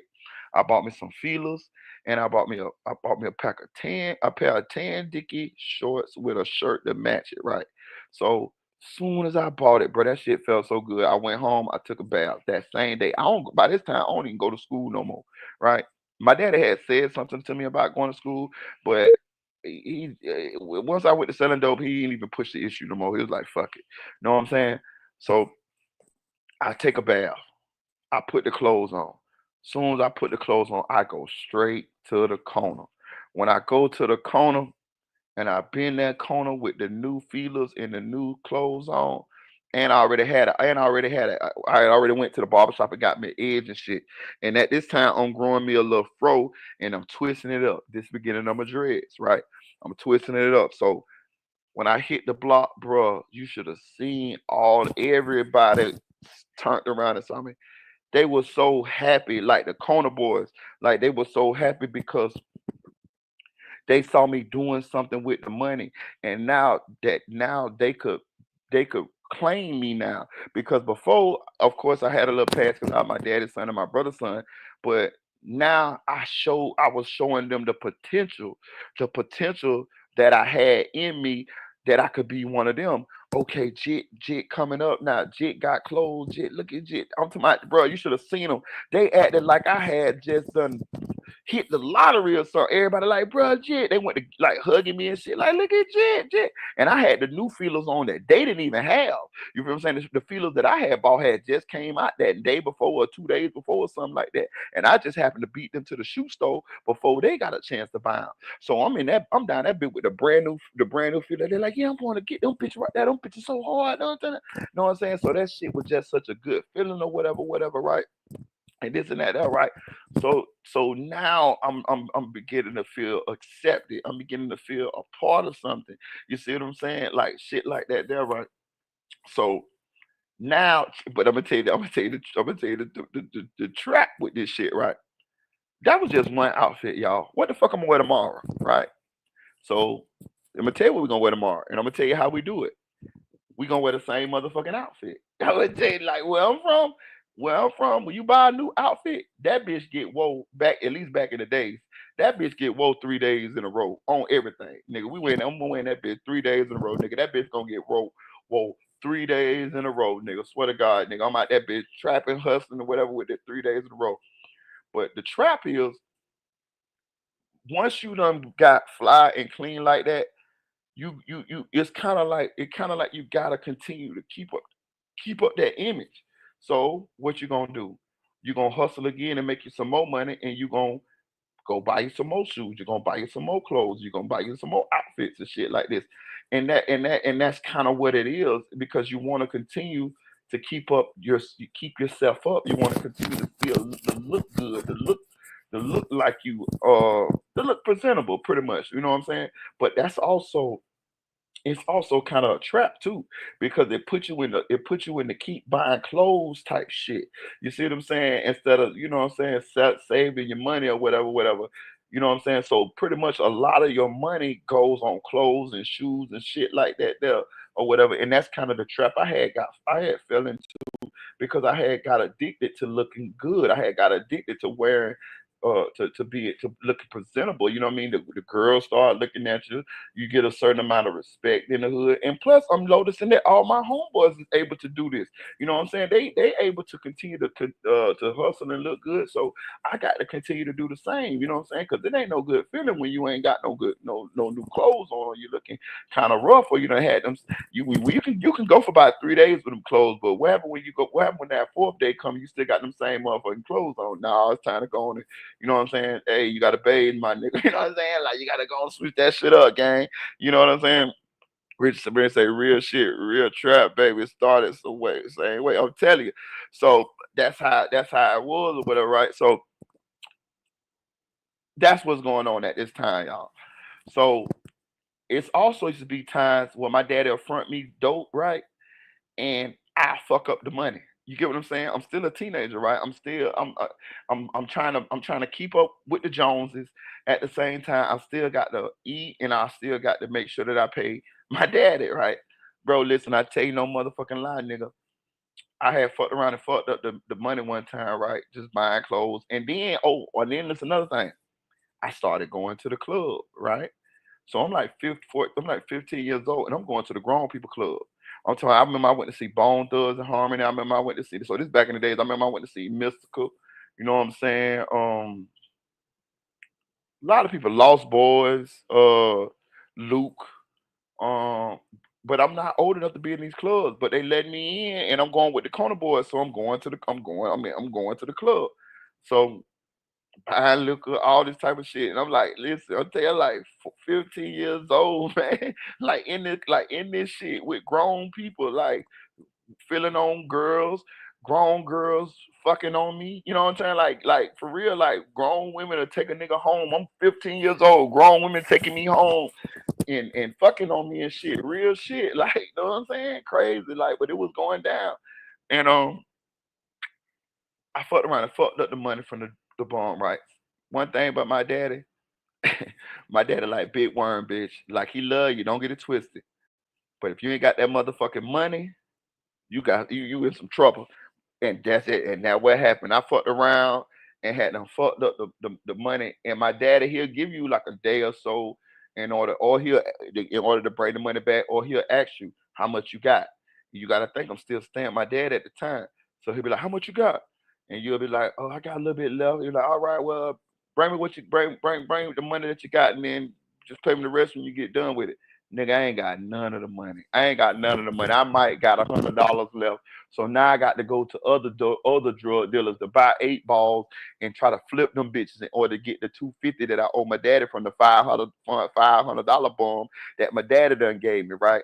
So that's what I'm doing. I'm trying to go buy drugs from other dope dealers in the hood, so and flip it so I can give it to my daddy. But the time is ticking, and I'm telling my daddy that I'm gonna come and bring him the money, but I ain't got the money to bring him. You know what I'm saying? So I'm staying out all night trying to get the money. You see what I'm saying? I'm staying at my homeboy in them crib, or I'm staying in the crack houses. You know what I'm saying? Because they got crack house, so I'm in the crack house all night. You feel what I'm saying? Or whatever, whatever. And I'm trying to get the money. So my daddy's circling the block. He ain't seen me in about 2 days, right? I ain't even been home because I don't want to go home. Cause I go home, he gonna step down on me about the money. I'm telling you, I already know what's going on. It's gonna be some problems. So he see me on the block. When he see me on the block, I run. I just don't want to deal with it right now. You know what I'm saying? I run. My dad is circling my dad is chasing me down with the car. Like for real, like I'm running through cuts. My daddy, you remember how like Smoking them was running on Friday? I'm running from my daddy as a teenager. Nigga, my daddy grown, 40 some years old, trying to run me down with the car by $250. I'm telling you, dog, my daddy was gangster about that money, right? And my homeboys, they laughing. They look at little Pico run. Look at him go, boy. Big Pico's finna kill him. Be kidding about that money. You know what I'm saying? It's a joke to them, but to me, bitch, it's real deal life. So look, I shake my dad. I shake it because he ain't finna get out and run on feet. So now he see me running. He cussing, motherfucker, you better bring me my motherfucking money. You know what I'm saying? This is my daddy telling me. This is my blood daddy. That's what I keep trying to tell you. I came up hard around this bitch. So he like, motherfucker, you better bring me my motherfucking money. You know what I'm saying? And anybody from the old, y'all know my dad, and y'all know that's how he is or was, and that's how he handled the situation. Because not only did he do me like that, he did my homeboys like that too. Like the boys that's on the corner, any of them that took that bait to get from my daddy, and they didn't give him the money, or they bucked on the money, or they fucked up the money, and they had needed some more time in order to pay him. He did the same thing to them. So anyway, I'm on the corner. After that, I'm on the corner lacking, and my daddy fucked around and pulled up on me. He fucked around and pulled up on me. When he pulled up on me, he got close to me and grabbed me by my motherfucking neck and I swear to God, he lifted me up, bro. My feet was not on the ground, bro. He lifted me up onto the and my back was on like a telephone pole. He said, "Motherfucker, where my money?" He keep saying, "Motherfucker, motherfucker, where my money?" I said, "I ain't got it right now. I'll be choking the shit out of me." I said, "I ain't got it right now. I ain't got it right now. I'm gonna get it for you. I'll get it for you." He said, "You better get me my motherfucking money today." Listen, he doing this shit in front of everybody. I'm talking about everybody out there, bitch. I'm talking about all the corner boys, and ain't nobody saying shit. Ain't nobody gonna do shit. Ain't nobody gonna say shit because my daddy is the mayor. My daddy like big worm. Like ain't nobody gonna like ain't no a bitch better not say nothing. You feel what I'm saying? So he got me yoked up. He got me yoked up, bitch. I'm talking about I'm fading to black. I'm talking about bitch. I'm losing air.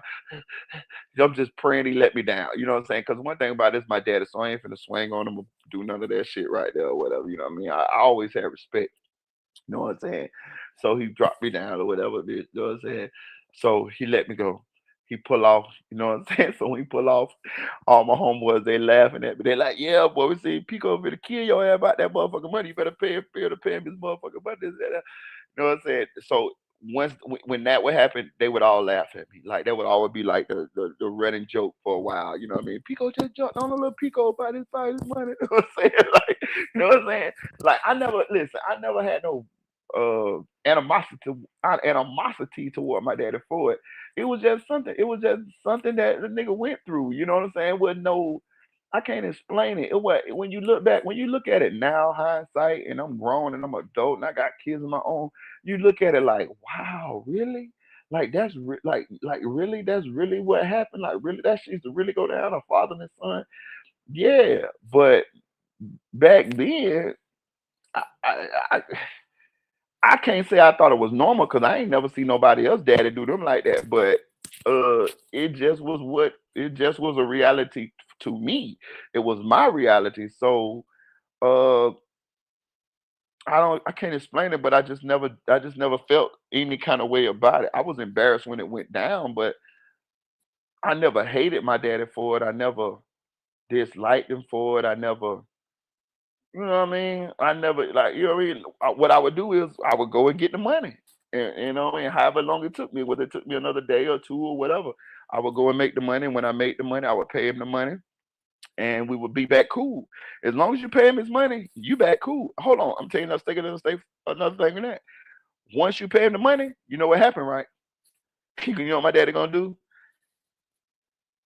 He gonna tell you to come in the room. He gonna say, "Hey, you see this right here? Bring me back 250. Bring me my money, motherfucker." So as soon as you pay him his money, he gonna front you some bullshit. So now you back in the same now you back in the same situation that you was already motherfucking in before. So it's like, you know what I mean? It was just like life. It was just like that's what it was. So one day I'm on the block and I fucked around. I had never been to jail at this time. I had never been to jail, and I was like, I saw I hadn't got about 16 because I remember when the first time I went to jail. So we had something called the Duke Boys. They was equivalent to the Red Dogs that they had in Atlanta or wherever you from. If you got they the Jump Out Boys, but where we from in Orlando, they called them the Duke Boys, Duke, the Duke Boys. And but it was police and they was jump out pretty much. And they used to be they the nasty ones. They was narcotics police. They the ones that gonna jump out on you, kick you, beat you up, go in your pants, make you script right there on the block, all type of shit. They're gonna do all of that type of shit in order to get the drugs from you, right? So they jump out on me, and find some drugs. They take me to juvenile. So in Orlando, when you go your first charge, when you go to jail, your first charge, they're gonna let you out. They call it I forgot what they call it. I forgot what they call it, but they let you out. Like you go to jail, you go to juvenile, you get booked, you go to the juvenile detention center, and then your parent have to come get you from the juvenile center. Now you're gonna have to go to court later on after that, but they're gonna let you out your first as long as it ain't no serious shit like no murder or no robbery or nothing like that, but a possession, a breaking and entering, or driving a stolen car, or some shit, a petty theft, something like that, you're gonna get right out. So I had a possession of cocaine. That's my first charge. So they let me out.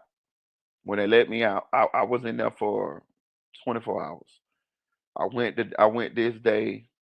Matter of fact, was I out the 24 hours? No, I wasn't even in there 24 hours. I went to jail in that morning, and then I got out that afternoon. My daddy came and got me that afternoon, right? When he came and got me, he took me home. But of course, the corner, the cabbage patch, is right outside, right across the street from where we live.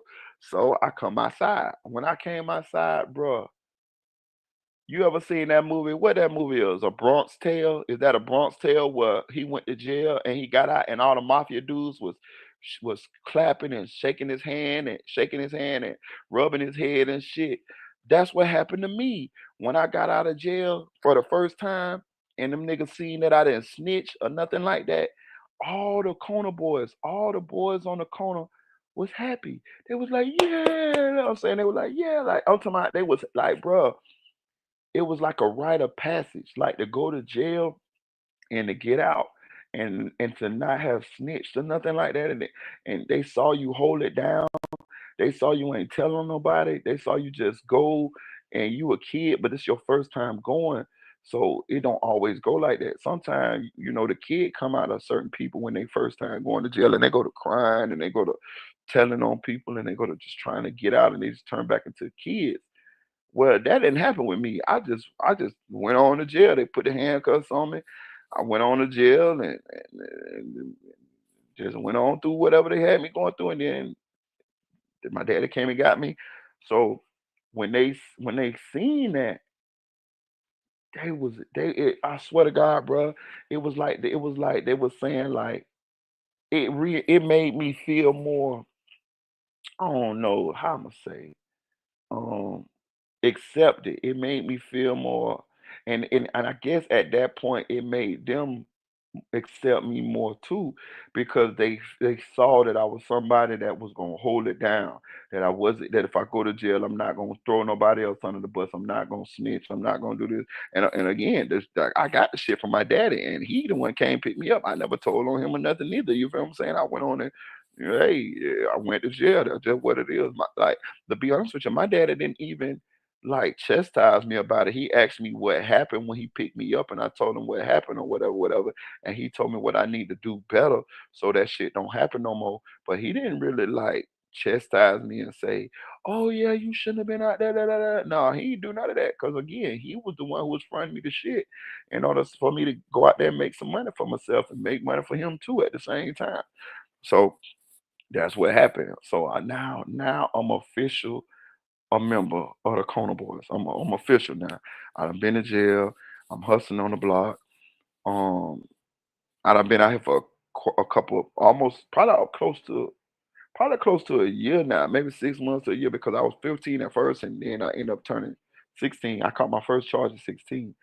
So now I'm official. You know what I'm saying? Now it ain't nobody on the block can tell me nothing. I'm running cars. I'm muscling 20, 30, 20, 20-year olds out of serves. You feel what I'm saying? Like if I'm running the cars now. I know that might be like a foreign thing to the youth now, but back when I was hustling, we ran to cars. Like you would have crackheads from white men, Latino men, and even black men too, but they wasn't from the hood. They was just like people who wanted to smoke crack, but they lived in other areas, and a lot of them had decent money. To be honest with you, most of them had more money than we did. You know what I'm saying?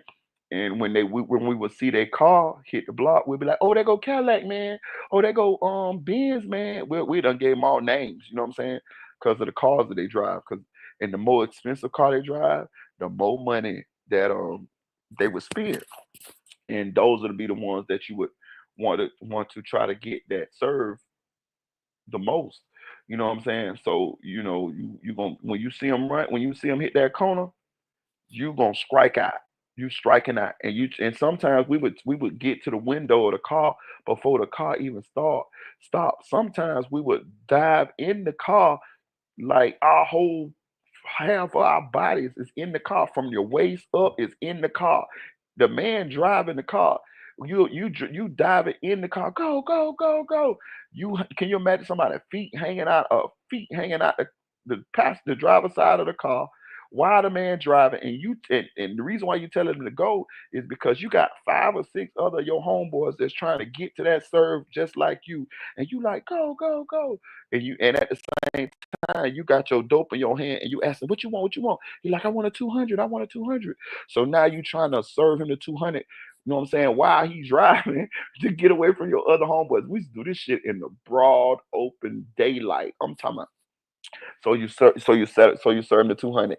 You know what I'm saying? You fall out the window. Sometimes we had done got spotted. This back when we had beepers.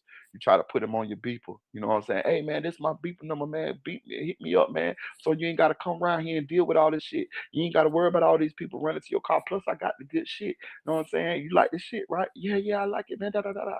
All right, well hit me up on the beeper. So then they'll hit that. So then sometimes you'll get them to hit you up on the beeper. And of course, we didn't have cell phones back then, but what we did have is we had pay phones. So once they hit you up on your beeper, you know what I'm saying, you'll go to the payphone and then you'll call them back and be like, "Who this is? Oh, this Cadillac man. Oh, this Cadillac man. Okay, bet. What you need? Oh, I need a 400, buddy. Okay, boom, bet. This what you do. You meet me. You see what you know what a gas station at? Yeah, meet me behind the gas station. I'll bring it to you. Okay, bet. Because what you're trying to do is you're trying to get him to meet you at places where the other boys don't see him, because if they see him, then they're gonna try to shortstop you. So you try to get him to meet you at some place close enough where you can ride your bike to get there, or either walk there, but somewhere farther enough to where he's not noticed by the boys on the corner. Because if he's noticed by the boys on the corner, they're gonna run to him and they're gonna serve him, and he'll crack it. He gonna take the first person to come um to his car. So that's how we had advanced from that point. So it had got winter time, right? It had got winter time. So we used to hang around the barrel. We used to hang around a dank barrel in the cabbage patch in the field. Um, and the reason why we hang around the barrel, of course, because it's warm. It's warm around the barrel. The police at that time, they kind of would let us hang around the barrel. Sometimes they'll get spotted and they'll come to the barrel in the middle of the night and they'll put the fire out because it's illegal, really. You know what I'm saying? In the city to have that shit going on. But they realized that we were selling dope around the barrel. And what a barrel was the barrel what a barrel help there is, let's say the police did pull up on they pull run up on you and y'all around the barrel. You could just throw your dope in the barrel in the fire. The police ain't gonna they ain't not gonna put their hand in the fucking fire and get the dope out. You know what I'm saying? But it also caused you to lose a lot of dope that way. So what you really would want to do is you really want to put your dope down on the ground and stand around the barrel and keep warm, but also to keep an eye on your drugs. And then when the crackheads will come around the barrel, because the barrel is definitely going to attract crackheads. Because of course, I told y'all this is Dank's little setup right here. So they come in right there anyway, especially in the wintertime. So all you got to do is wait till they come down. But the bad part about it is everybody there. It's all the dope boys there. So it'd be dope boys that got more seniority than you. It'd be dope boys that got better drugs than you, and you would get overlooked because of these situations. So it was some crackheads that had houses on the block. Know what I mean? They get their check every month, they'll pay their little rent, you know what I'm saying? And then from that point on, they had crack house, they ran crack houses, you know what I mean? Like anybody, a crackhead who wanted to come smoke dope in peace would go to the crackheads' houses and they would be able to smoke dope in peace as long as they broke the owner of the house off a little bit of dope in order to smoke in peace. And they would also trick too, you know what I'm saying? So they might be up in there, bitch, you know what I'm saying? They done got their money or whatever, so they break the owner of the house off, and then they also then here go the tricks, you know what I'm saying? They get them a trick or two to sit up in the room with them, and now they up in that bitch tricking and smoking dope until they ain't got no more money. So what we started doing was we started getting cool with the crackheads who own the houses. We'll go to the crack house, especially in the wintertime because it's cold outside. So we would go to the crackheads and we'll be like, look, man, I'm gonna break you off. I'm gonna give you a 50, and I'm gonna sit up in this bitch all night, and you're gonna let me serve everybody. They be like, bet. So that's what we started doing. We started going up in the crack house, having certain crackheads that would let us sit up in their house, and and serve. You know what I'm saying? But that shit came with obstacles too, because if you get sleepy and you in a crack house, bruh, them motherfuckers is the best thieves I ever seen, dog. I don't know nobody who ever been in a crack house who didn't get their dope stole. I got my dope stole so many times. And that's why people tell you that you learn the crackheads is the ones who teach you the game more so than anybody else, because they're gonna run game on you. They know how to finesse, they know how to talk real nice, they know how to tell you all type of lies and stories and whatever. You know what I'm saying? And this is how you learn. They're gonna run game, and you got to go through it in order to know the games that they playing. You know what I'm saying? So it was times that I remember that I would go in the crackhead house and I would be serving, you know what I mean, me making money, this and that, there, whatever, whatever, and you would have to hide your money in your shoes. Now your dope, you can't hide your dope too many different places in the crack house, because you can break it up. You can't hide it in your shoes. You're gonna break it up. You know what I mean? So you got to like come up with, you know what I mean. So I remember one time I put my dope in my pocket. So I end up hustling in the crack house all night, and I put my money in my shoe. And I promise you, I woke up in the morning time, bro. The motherfuckers had done took a razor blade and sliced my pants at the bottom of my pocket, right? And stole my dope out the fucking out of my pants, right? That's one of the oldest tricks in the book. They'll put a razor blade to your pants, a real sharp one, and just go across your pants leg. Not enough to go through your pants, just enough to go through the top layer of your pants and to go through your pocket, and then they'll fish it out like that, bro. Them bitches got soft hands, boy. I'm talking about pillow hands, and you don't even wake up, dog. They been on stole your shit, so you wake up, and then it be so bad. It's so many crackheads that be in and out the house till they all play dumb when you wake up in the morning. Who stole my shit? Da da da da da. Oh no, oh no, oh no, man! All of them be in on that shit. All of them be done took your shit and sold your and smoked your shit. You know what I'm saying? Um, but that's a part of the game. You just learn from it. You might spaz out and beat up somebody. You know what I mean? But I mean, like, it's, it's gone. Like once it's gone, it's gone. A crackhead will take a ass whooping about that dope, like for real, and it's already gone in a goddamn way. You ain't gonna never get that back. So sometimes you beat them up. Sometimes if it's women, you just let it go. Sometimes it's women, you beat their ass too. Like I done beat women crackheads up to real shit, like a grown ass man, like real shit. I done beat women crackheads like niggas. You know what I'm talking about? Real shit about my shit, like bust lips, black eyes, all type of shit about my dope. You know what I'm saying? Like this is all the shit we did growing up. You feel what I'm saying? We done jumped a lot of them too. Um, so another thing we used to do when we used to hustle when we used to hustle, because you gotta be able to do different shit in order to make money, because sometimes you ain't got time enough to put your dope down on the ground in order to catch a serve, because you got other homeboys that's putting their dope in their mouth, and so we started doing that too, and they call that gum lining, right? So we would take the dope and put it in our mouths. No plastic bag, no nothing. Sometimes you could do it, we'll do it in a plastic bag, but it just made it hard enough to swallow. It made it hard to swallow. Shout out to 985J. Sometimes we would put it in a plastic bag, but it just made it hard to swallow if the police jump out on you. And if y'all remember now, I told y'all I got like four destructions of evidence. That is when you swallowing the dope or swallowing whatever drugs the police or whatever evidence the police trying to obtain from you. I got like four of them bitches on my record right now. Destruction evidence. I was the swallow dope man, right? I would swallow it in a motherfucking minute. Sometimes I'll swallow it, and when the police leave, I throw it back. Shout out to Jay for the cash. I appreciate you, gang. Sometimes I would swallow it and throw it back up when the police leave. If you know, you know what I'm saying? Because it's gonna make you feel like you gotta throw it. Sometimes you can drink a little milk, know what I'm saying, and throw it back up, and the milk gonna help you not feel so fucked up. But other times when the police didn't jump out, we just out that bitch all day, gum lining, a crackhead roll up. want a 20, we spit the 20 out our spit the $20 rock out our mouth with no, know what I'm saying, no bag or nothing, and give it to them. They give $20. Now I'm gonna tell you what was happening at this time. When we got this dope in our mouth, we are higher than a motherfucker. Now again, I'm like 15, 16 years old when we doing this shit now. And we just gum lining, bro. So essentially we getting high off the crack, the same crack that we selling the crackheads. We high on it too. Because we is gum lining 24/7. We gum lining every night.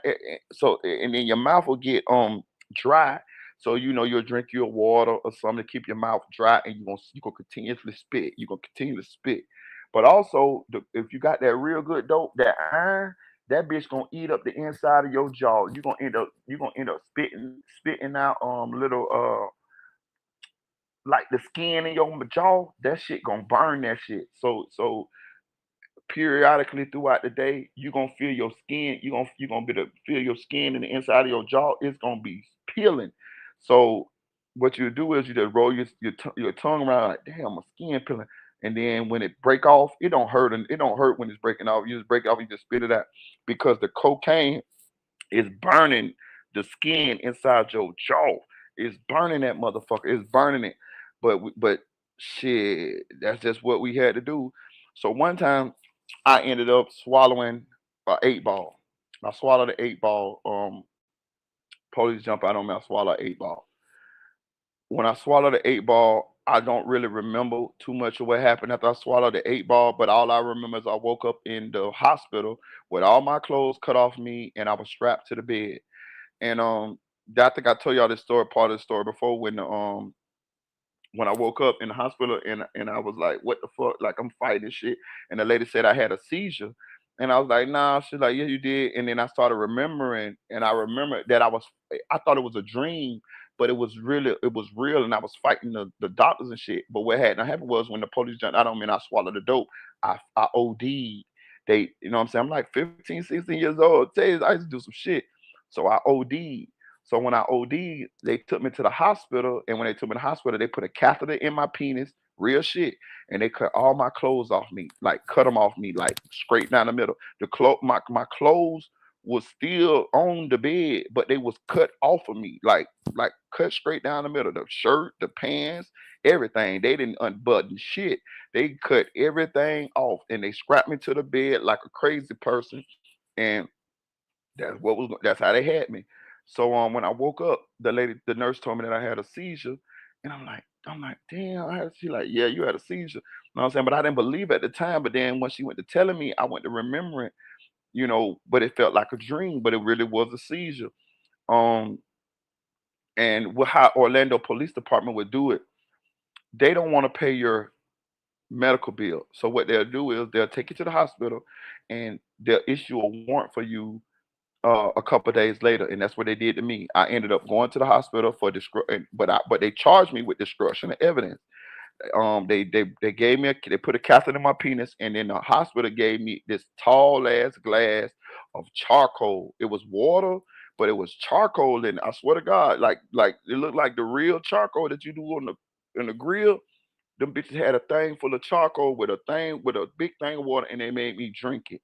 And they said that this was gonna help filter out the cocaine and the toxins that sit in my body. It's gonna keep me from, it's gonna get that shit out of my body.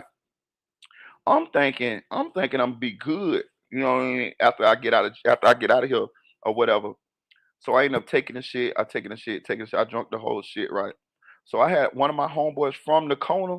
He worked at the hospital. My homeboy Fiend Lean, Twan. He worked at the hospital, right? And he hustled with us. Like he was one of my OGs. Like he was one of the niggas older than me that put, what I'm saying, that schooled me to the game. He just would hustle and work. So he worked at the hospital. So he came in to see me. He said, "Hey, boy, they told me you almost died, boy." Like while he was on his shift, he found out what room I was in. He came to that bitch. He said, "Hey, boy, they told me you almost died, boy. This, that, boy. I gotta check on you, boy." Now, God bless that he ended up dying. He dead now too. But he came and seen me.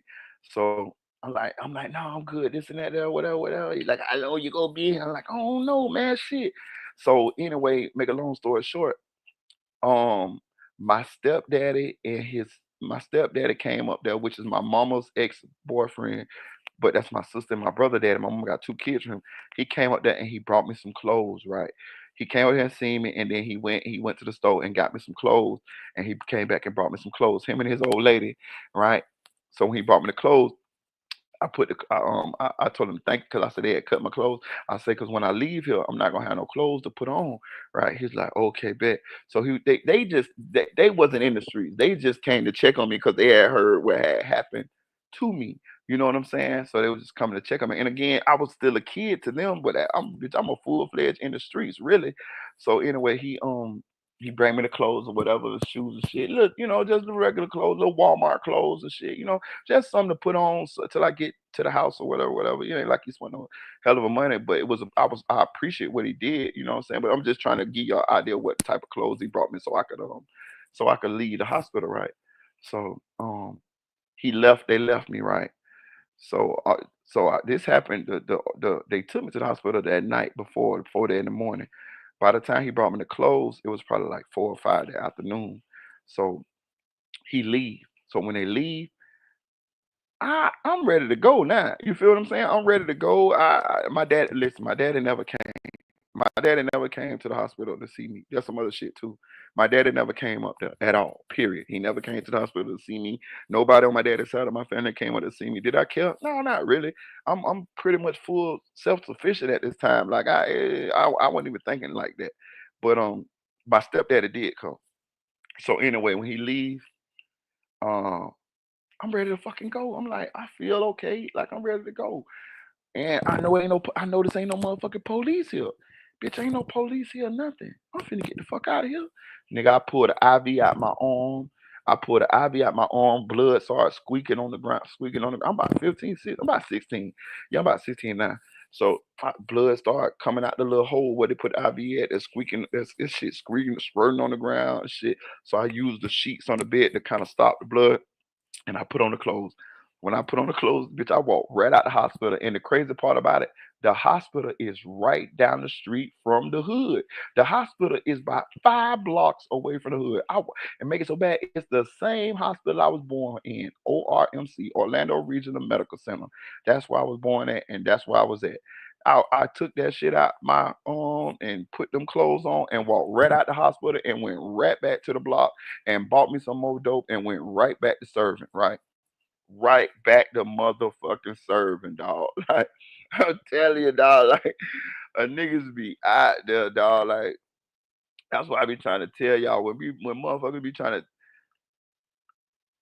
I just know the streets, dog. You know what I'm saying? Don't get it twisted. Them bitches done mutated now, so but I still kind of pay attention to what's going on in the streets because it could cost you your life. Like, you know what I mean? Like you gotta survive. So, I just try to pay attention to what's going on so I know how to protect myself even though I'm not in the streets at this point. You know what I mean? Like, you got to be kind of tuned in to what's going on around you so you could just be on point as to what these young YGs is doing nowadays, and they don't really need a reason nowadays. Like I'm gonna tell you something I don't do now, dog. I don't bump my horn at nobody when they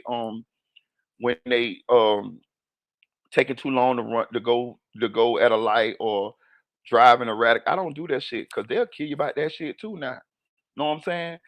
And back in the days, or when I a little bit ago, I'd blow the horn, bam, bam, bam. You know what I'm saying? Bro, they'll kill you about that shit nowadays. You feel what I'm saying? I'm just giving you this as an example as to some of the some of the ways that some of the things that I have noticed that I had to adapt to, and that's why I'm saying I always kind of pay attention to the young YGs or what's going on in the streets, so that I know how to move around this motherfucker. You know what I'm saying? Because I don't do that shit no more. I don't blow my horn. I suggest you don't do that shit either. Even somebody driving erratically or acting crazy, don't blow your horn at them motherfuckers, man. Them motherfuckers are but pull over and add that bitch out. I just did a video on a little young jit that blew the lady head off for a minor fender bender. I just did the video on that. You know what I'm saying? Like I just use these shits as educational so that we could protect ourselves and be aware of what's going on because this shit ain't nothing new under the sun, but it damn sure seems like it's getting worse and worse and worse and worse and worse. Um But yeah, I just wanted to share that little story with y'all, man. I ain't want to get too, you know what I'm saying, but it was just I got some more stories I'll share with y'all probably next time or something like that, cause I know y'all like the stories and that I be telling, and I'm telling you like the brother life that I know everybody got a story. I know everybody got shit they went through, but I'm telling you, but when I sit and think about um the shit that I had that went through, dog, that shit be wilder than a motherfucker. Like, real thing, my daddy jump out on a bitch, yoke you up, about his money. Every time I did, then turn around and put you on the block and make you sell and tell you to sell the dope. You know what I mean? Like for real, dog. I don't know nobody. I ain't never heard nobody had that going on in their life. I ain't never heard nobody who daddy used to like had them out there selling dope at like 15, 16 years old. I ain't never heard nobody. I ain't never seen that in a movie or nothing. I'm sure it went down. I'm sure it went down. But I ain't never heard nobody that actually, you know what I mean? And then when you don't have the money, he gonna jump out on you and yoke you up. You know what I'm saying? Like Big Worm off Friday.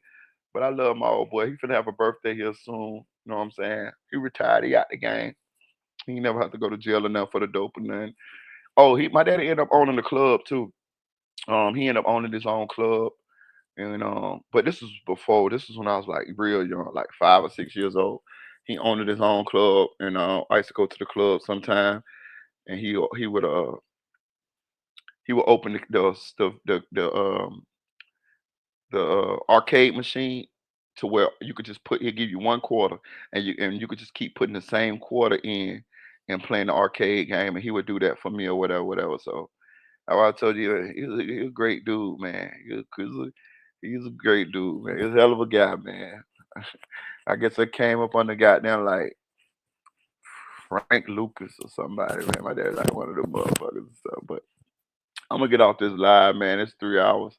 I just want to share a little story with y'all, just to, because I like telling the stories, man. And I know I had kind of got away from telling the stories, and I know you guys like the stories too.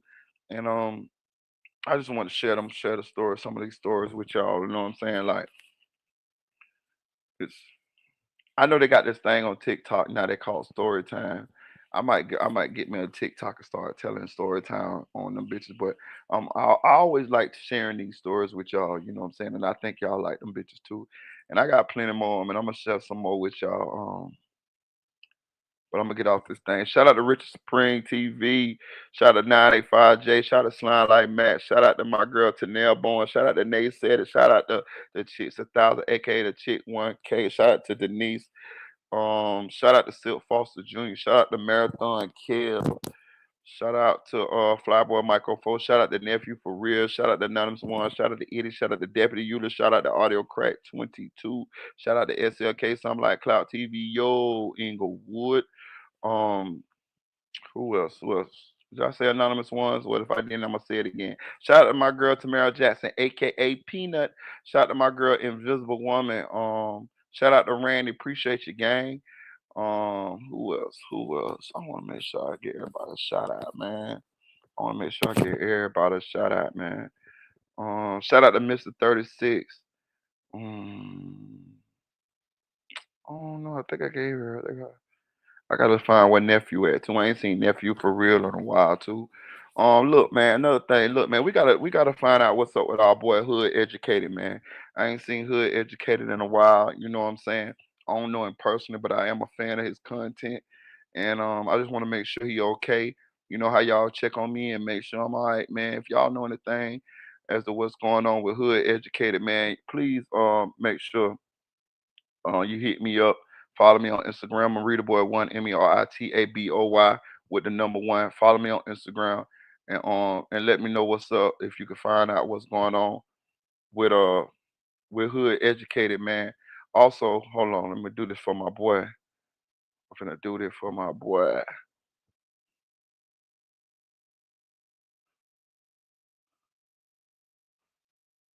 A second.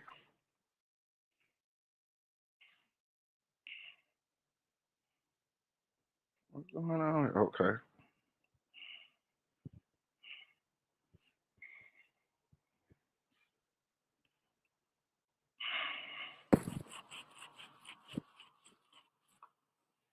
Make sure y'all go follow, go subscribe to my boy Zulu King channel, man. I'm telling you, listen, I'm telling y'all, do me a favor. Go subscribe to his channel, dog. For real, for real. Y'all rock with me. Y'all rock with him. Go subscribe to the channel. I'm telling you, this my boy. He was on the platform the other night, and y'all could see the vibe that we had. That's because I know this man 20 years, dog. Like he know my daddy. He know all a lot of these stories. I'm telling you, he know them bitches like for real. Like but also, you know what I noticed here on these platforms? If something happened to me, how y'all gonna know something happened to me? You feel what I'm saying? So this is somebody that if something happened to me, y'all could reach out to him and he could, you know what I'm saying, let y'all know what's really going on or something like that. You know what I'm saying? Or you know what I'm saying? We need you need two people. You need to know two people. You need to know either me and somebody else. That way if something happened to me that you'll be able to ask somebody, you see what I'm saying, who know me. Like if you just know me, then how you gonna know something serious to go down with me or whatever. Also, shout out to Angie Baby. So do me a favor, man. Go subscribe to my boy channel. He got great content. He a real nigga. He been out there. I'm telling you, I watch his content all the time. You know what I'm saying? Go subscribe to his channel. You know what I'm saying? Follow him. Um and if something happened to me, it's gonna be somebody that y'all gonna be able to hit up and be like, "Hey, what's up with Marita? We ain't seen Marita in a while." I'm just saying, cause life happens, dog. You never know what happened, dog. You know what I'm saying? And I'm somebody that something happened to me. I definitely want you guys to know. You know what I'm saying? Real shit. Like for real, I do. That's one of my things. If something happened to me, I want y'all to know. I want somebody to be able to tell y'all this what's up with Marita, da this and that. Cause look what's happening with Hood Educated. We ain't seen Hood Educated in 2 months and don't nobody know what's going on with him. I've inquired about him from different bloggers, you know what I'm saying, but don't nobody really know what's going on with him. You see what I'm saying? So do me a favor, go subscribe to his channel, man. Check his content out. I'm sure you're gonna like it because he a real cool dude, man. And hey look, he a real one. I'm telling you, listen, hey look, I ain't gonna say nothing, but he was way wilder than me. You know what I'm saying? Like, you know what I'm saying? For real, dog. My boy was wild, wild, wild. Like so, when he tell his stories, he ain't capping worth a fuck. You feel me? But I appreciate all y'all, man. Like, share, subscribe to the channel. Cheers.